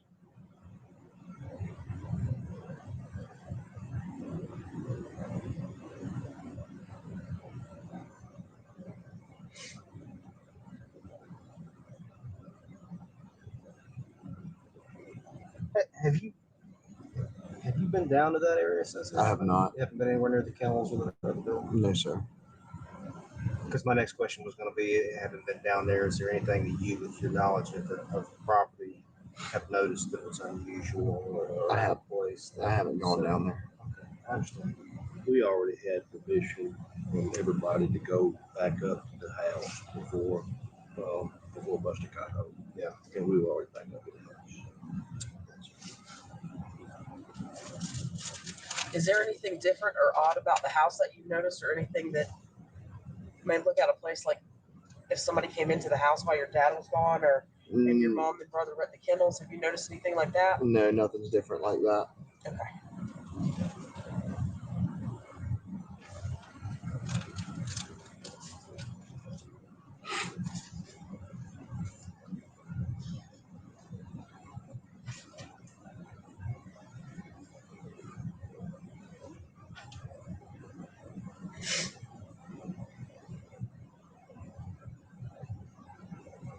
asked you said the last time you think you spoke to Paul was last thing was going to come into the game. Is that? Yes, sir. You didn't have any other text messages or anything leading up to that? No, sir. This time or internet messages.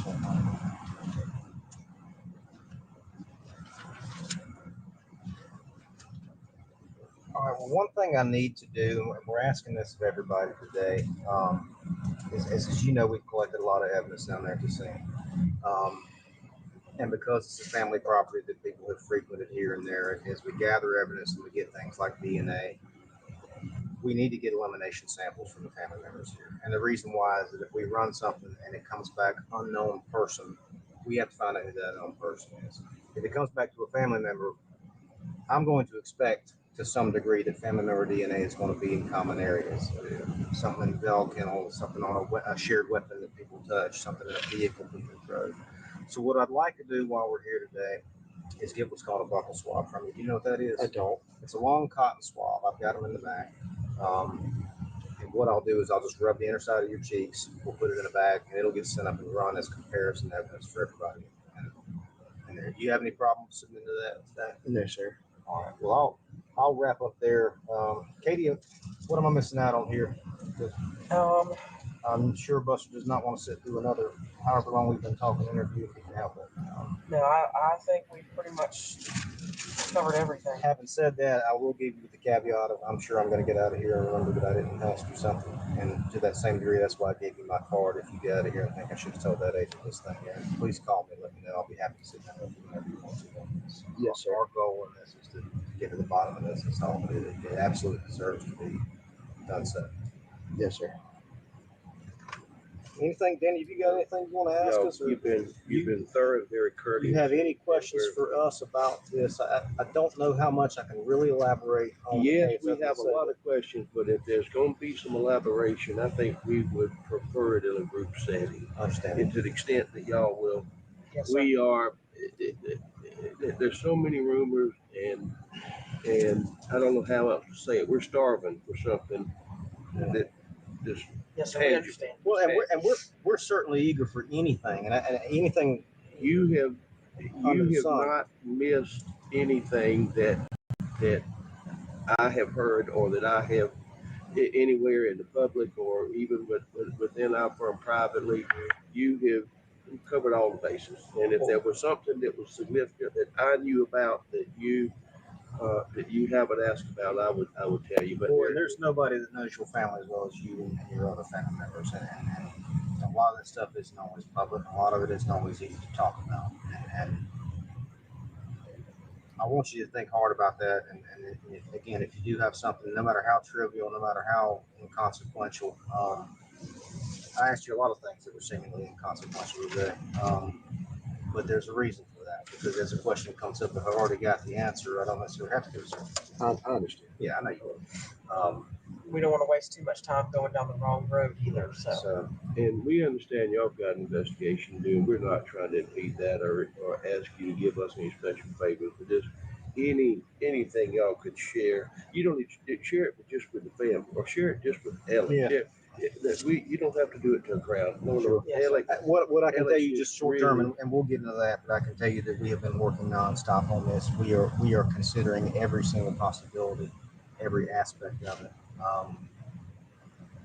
And as these things are coming up, and we're sending people to track down leads and run them down, and just like in every investigation, you get something. A lot of times you follow up on it, it doesn't necessarily pan out to be something, but it doesn't mean we don't look into it. We jumped off a bridge for 2 hours Tuesday night.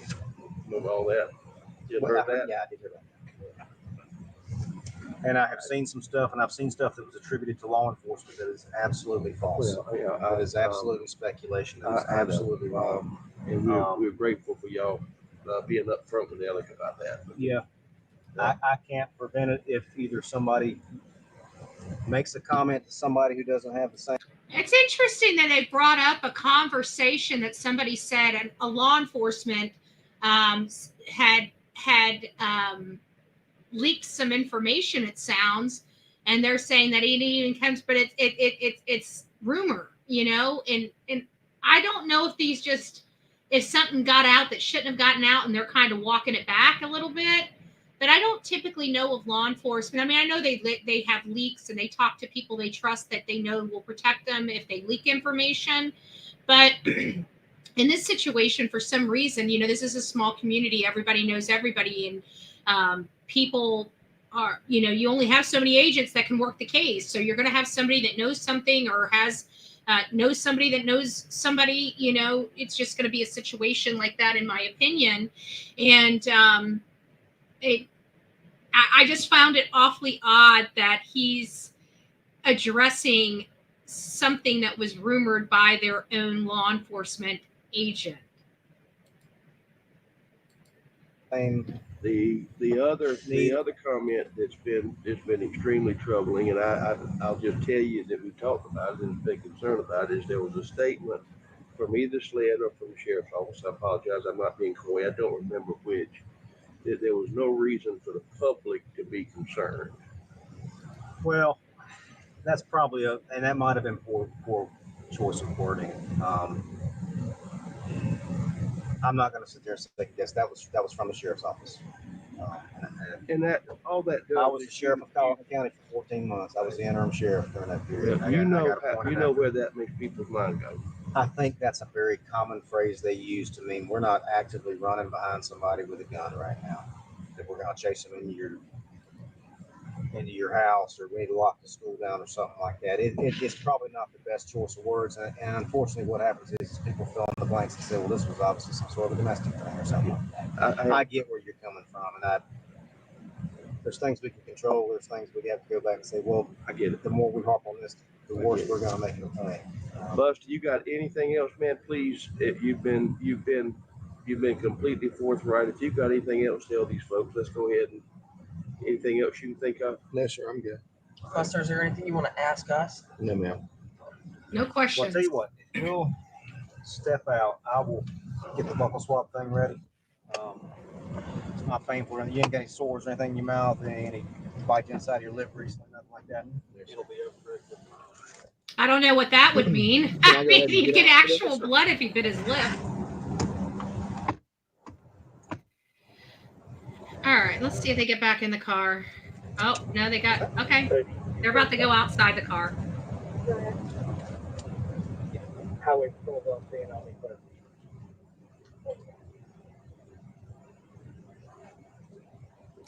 Yeah, we'll clarify the fake ID comments. It was Paul that used his ID, Buster's ID, to purchase. Buster was not with Paul. No, Murdaugh, from my understanding, was with Paul the night of the boat wreck.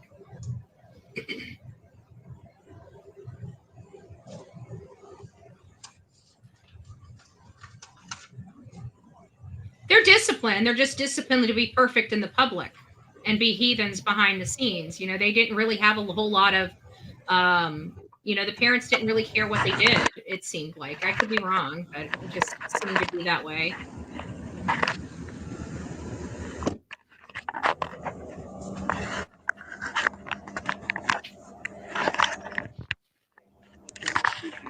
Yes, sir. Doing all right? Yes, sir. How about you? Nice to see you. Yes, sir. I hate that it's under these circumstances.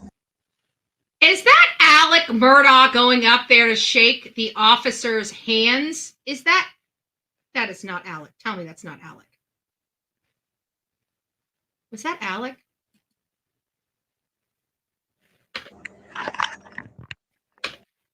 It sure is. Look at that. Right there on the heels of his son. Interesting. Right there on the heel of his son, making sure his son did a great job. But hey, you know what? Buster wasn't coached at all, was he? That was awfully interesting, just to pop up and want to be the upstanding member of society and go up and thank the officers for doing such an outstanding job on his case, for his wife and son, from the monsters and the animals that did this. And meanwhile, we got the perfect shot of the monster responsible. Interesting. Yes, sir. Doing all right? Yes, sir. How about you? Nice to see you. Yes, sir. I hate that it's under these circumstances. Yes, sir. That's me. The red hair gives me away. Right, that's right. That's something y'all look for in this family. That's We kind of right. match. Right on the heels of his son. Wow.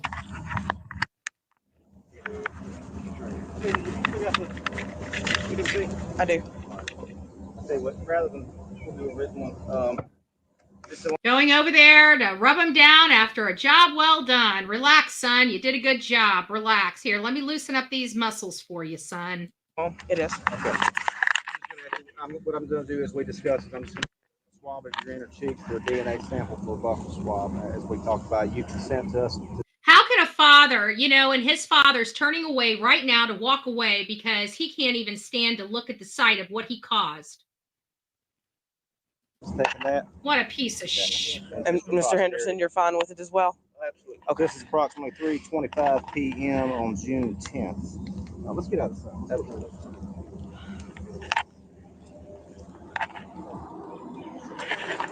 You're good. Go ahead and you can walk up there. I'm going to shut this door and give y'all some room.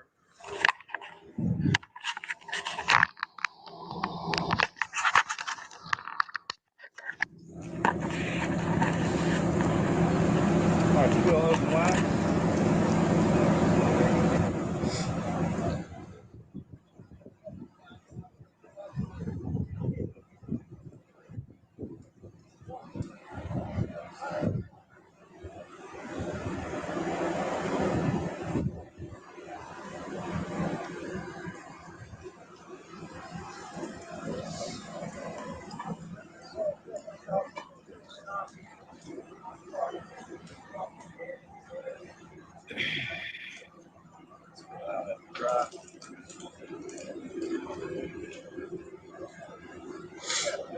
So he's marking the evidence.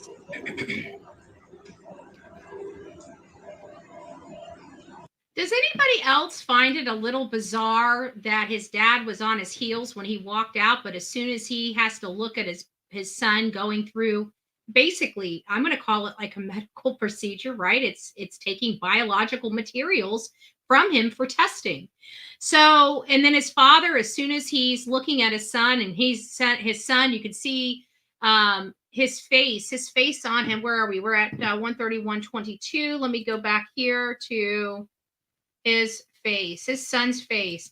Doesn't look very happy, looks a little terrified here, right? He looks a little terrified here. And his dad decides to run or, come up to him and give him some comfort. But as soon as his father, and you almost see, I'm going to turn the volume off because I'm going to talk through this. And you see him talking and you see his father, and his father's looking at him as they're explaining what they're about to do. And his father turns around. His father's so disgusted that he walks away. He literally walks away, and you can see almost the disgust on his face here. So again, I just have, there was a lot of red flags that we were not, because we didn't see this at the time, that I would have picked up on, or cues that I would have seen related to this. And probably why they didn't release it sooner.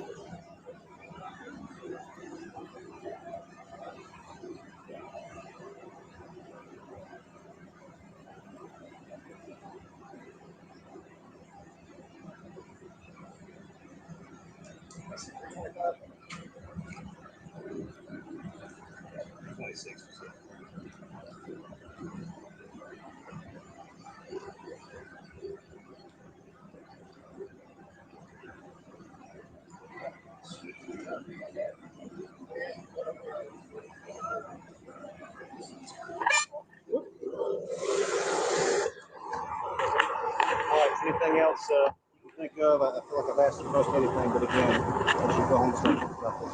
Any good information you guys can get us, and I'll give it. If not, it helps. Okay. All right. That's why I'm a little bit sweaty. Thank you. Thank you. Phone? Buster, if you will hold on just one second. One more thing.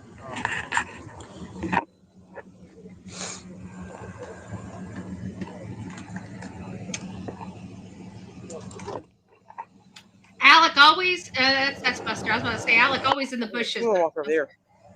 I think it's shadier right there.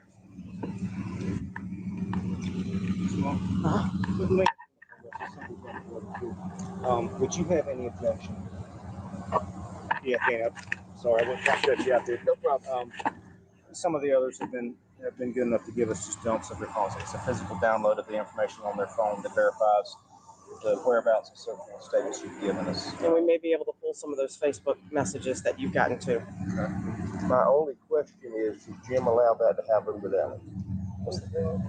My understanding, If that's the case, certainly yes, but that would. Do you want me to ask? Yeah, let's ask that, please. That's why I asked. Because I am out of my element. I understand. I'm out of my element. That's why I want to put it. That's why Dick and Jim came into the picture, because this attorney from my understanding, he was the attorney that they used for I can't even remember, like property or something. He's like a civil guy. I don't think he's not a criminal guy. And he was just filling in on short notice just so they had some representation, from my understanding. But clearly this officer or this attorney is out of his element and saying, hey, I'm out of my element. I want to dot my I's and cross my T's here. So we got some problems even with this attorney, but they can't really interfere with an interrogation. They can be there and some things, but not too much. Jim is okay with Alec, and we are absolutely. He has this thing completed. Okay. Yeah, okay. Yes, sir. What we're trying to do. I've got your phone on.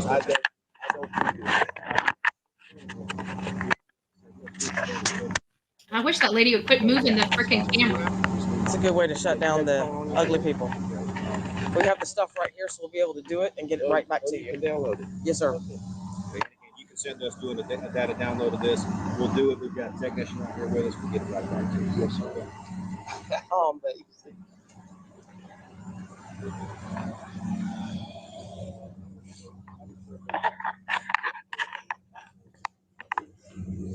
So we got about another minute and a half. What's that? Thanks, Kyle.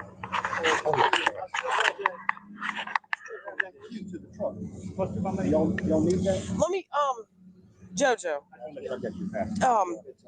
John Marvin and I were talking earlier, and he mentioned that I guess the solicitor was supposed to call me about something to do with the truck keys to. And I don't know that white you'd already F-250. left, but it was Sean and. Y'all ask Buster about Paul's passcode. Sean's been going. Yeah. But Sean. Do you happen to know Paul's passcode to his phone? I do not. Okay. If you had to guess. I couldn't guess. Somebody asked me this the other day, and I thought about it, and I got no understanding of where to go with it. Okay. He treated it like. I didn't know. Yeah. I know my mom. Yeah. Do you mind calling the solicitor? Gotcha. I mean, you don't need to call him. I got the keys. Well, I don't know if I'm necessarily. Oh, yeah. I see. Okay. Yeah, I don't think he communicated that to me very well. So. We've got a few more seconds. 17 more seconds. Yes, sir. We'll give it to him. Thank you so much. Yes.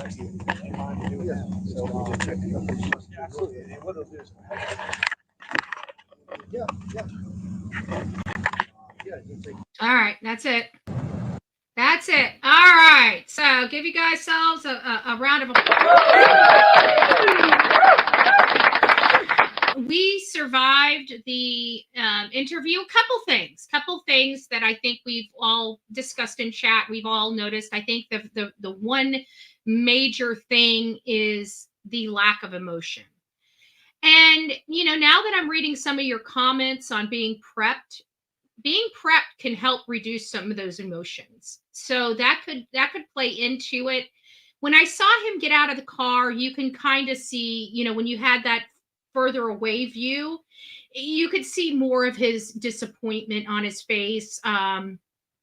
We were able to see, it seemed like the closer his father got to him, the more I feel like at this point, I feel Buster knows his father did it just by that interaction, that little bit of interaction outside of the vehicle where his father came up and everything. Just by his behavior, it to me appeared that he knew he was covering for someone. I don't think it's uncommon for the Murdaughs to stick together. I think it's kind of bred in their upbringing.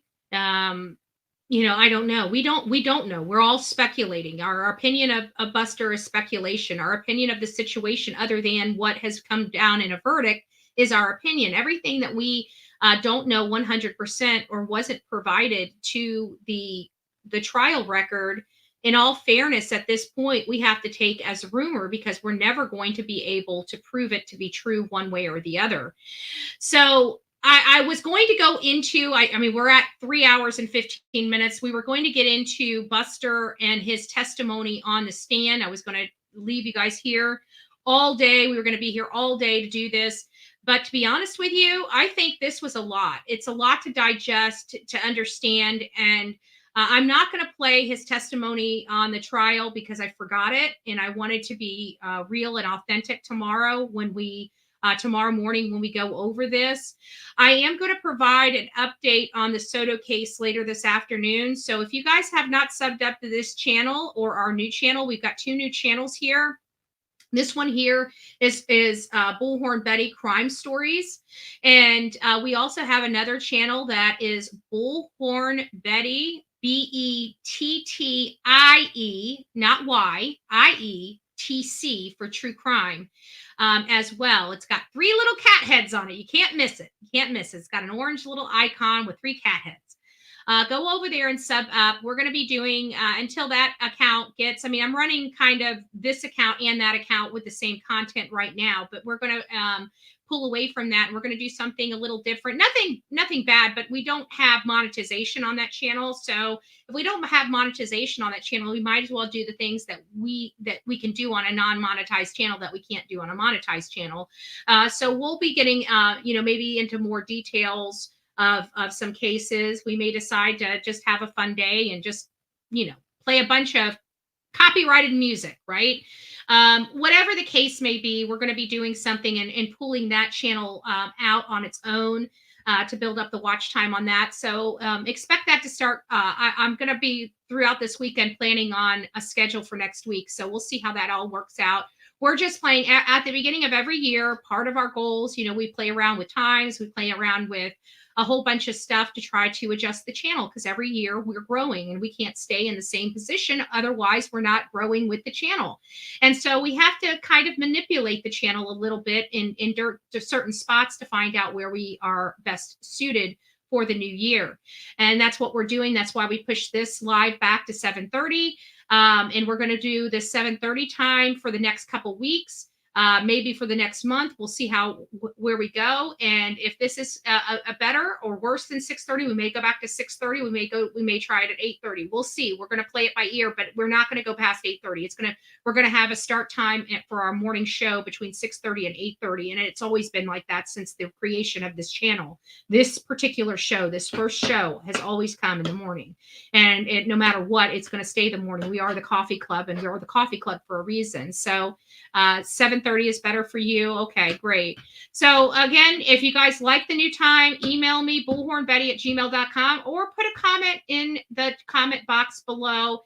Don't forget to be fearless, folks. If you see something, say something. An ounce of prevention is worth a pound of cure. If you got something out of this, please consider giving me a thumbs up. This helps this channel grow. This helps this get from its stationary position right now, and it gets in front of more and more people. So again, you don't have to be a Bullhorn Betty fan to enjoy the content that was produced today. So if you did enjoy the content, or you learned something that you didn't know, please consider giving me a thumbs up. And it's also a thumbs up saying thank you to our mods. Our mods, a big hand and a round of applause. I'm going to give you guys the big one.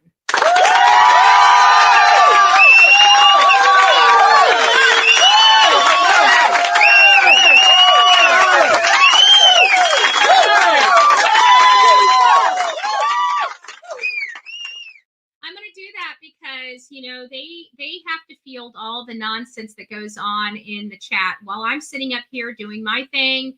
They're doing their thing, and they're doing it beautifully with love and kindness in their heart. And so we just want to give them a big round of applause. And I almost forgot, I promised we wouldn't forget the language of letting go. This is a big one. This is going to be a long one, guys. So if you guys would like to stick around for the clear the gunk that we just listened to and to move forward, I haven't read it fully. It's a pretty long one, so bear with me. Actually, let me get my glasses on so I can read to you guys. Right? So I can read to you guys.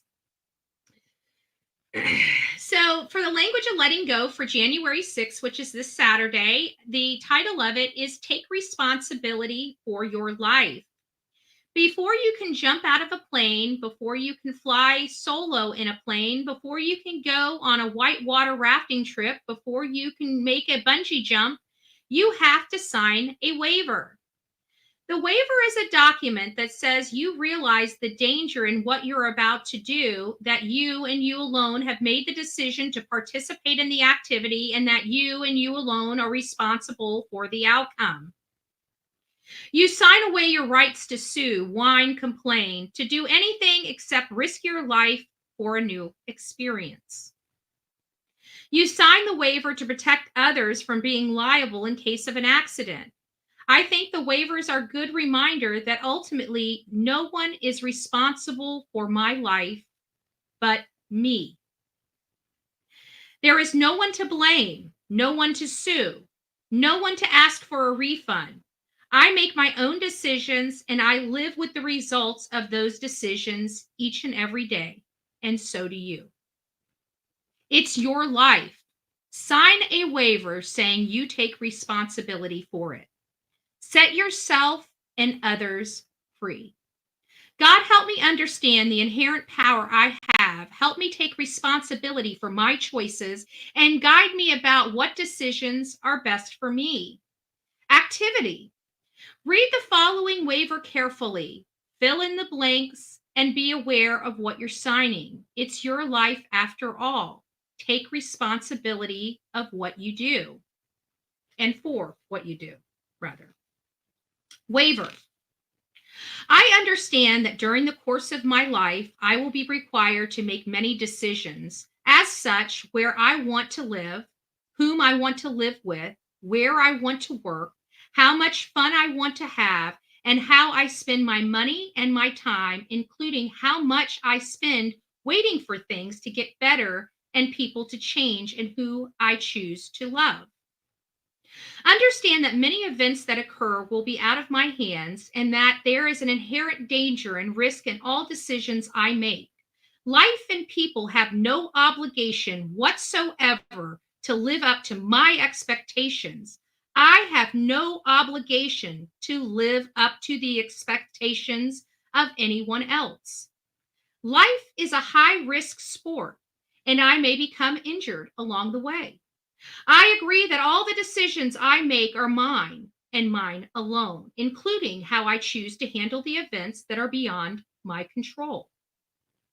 I hereby forfeit my right to recourse as a victim, including my rights to blame, complain, and whine, or hold somebody else responsible for the path I chose to take. I am responsible for my participation or lack of it in my life.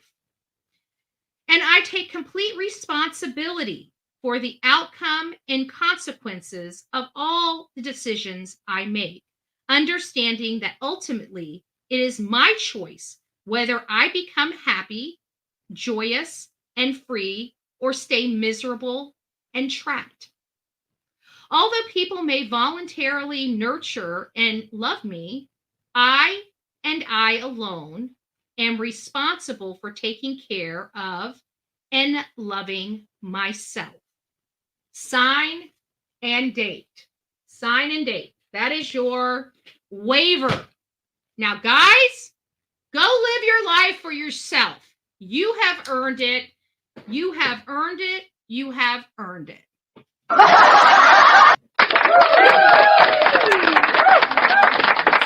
Wrong buttons. Time to wake up. All right, guys. So I'll see you. I hope you guys have a wonderful, amazing Saturday. And I hope you go out and rock it out with your coffee beans out. Until next time, please be safe and especially kind to one another. There's enough hate and horrible crap in this world, we do not need to contribute to it. Just be kind to one another. If you're experiencing bullying, we here on the Bullhorn Betty channel say no to any type of bullying, predominantly cyberbullying and cyber harassment. Until next time, take care.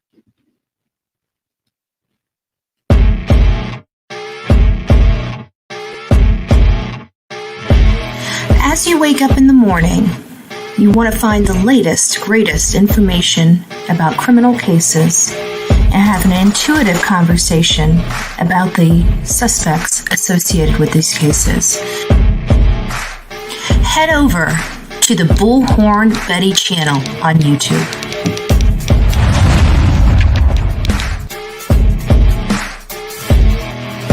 Get breaking news right here on the Bullhorn Betty channel. Welcome to the Bullhorn Betty Coffee Club. Enjoy your stay and enjoy your day.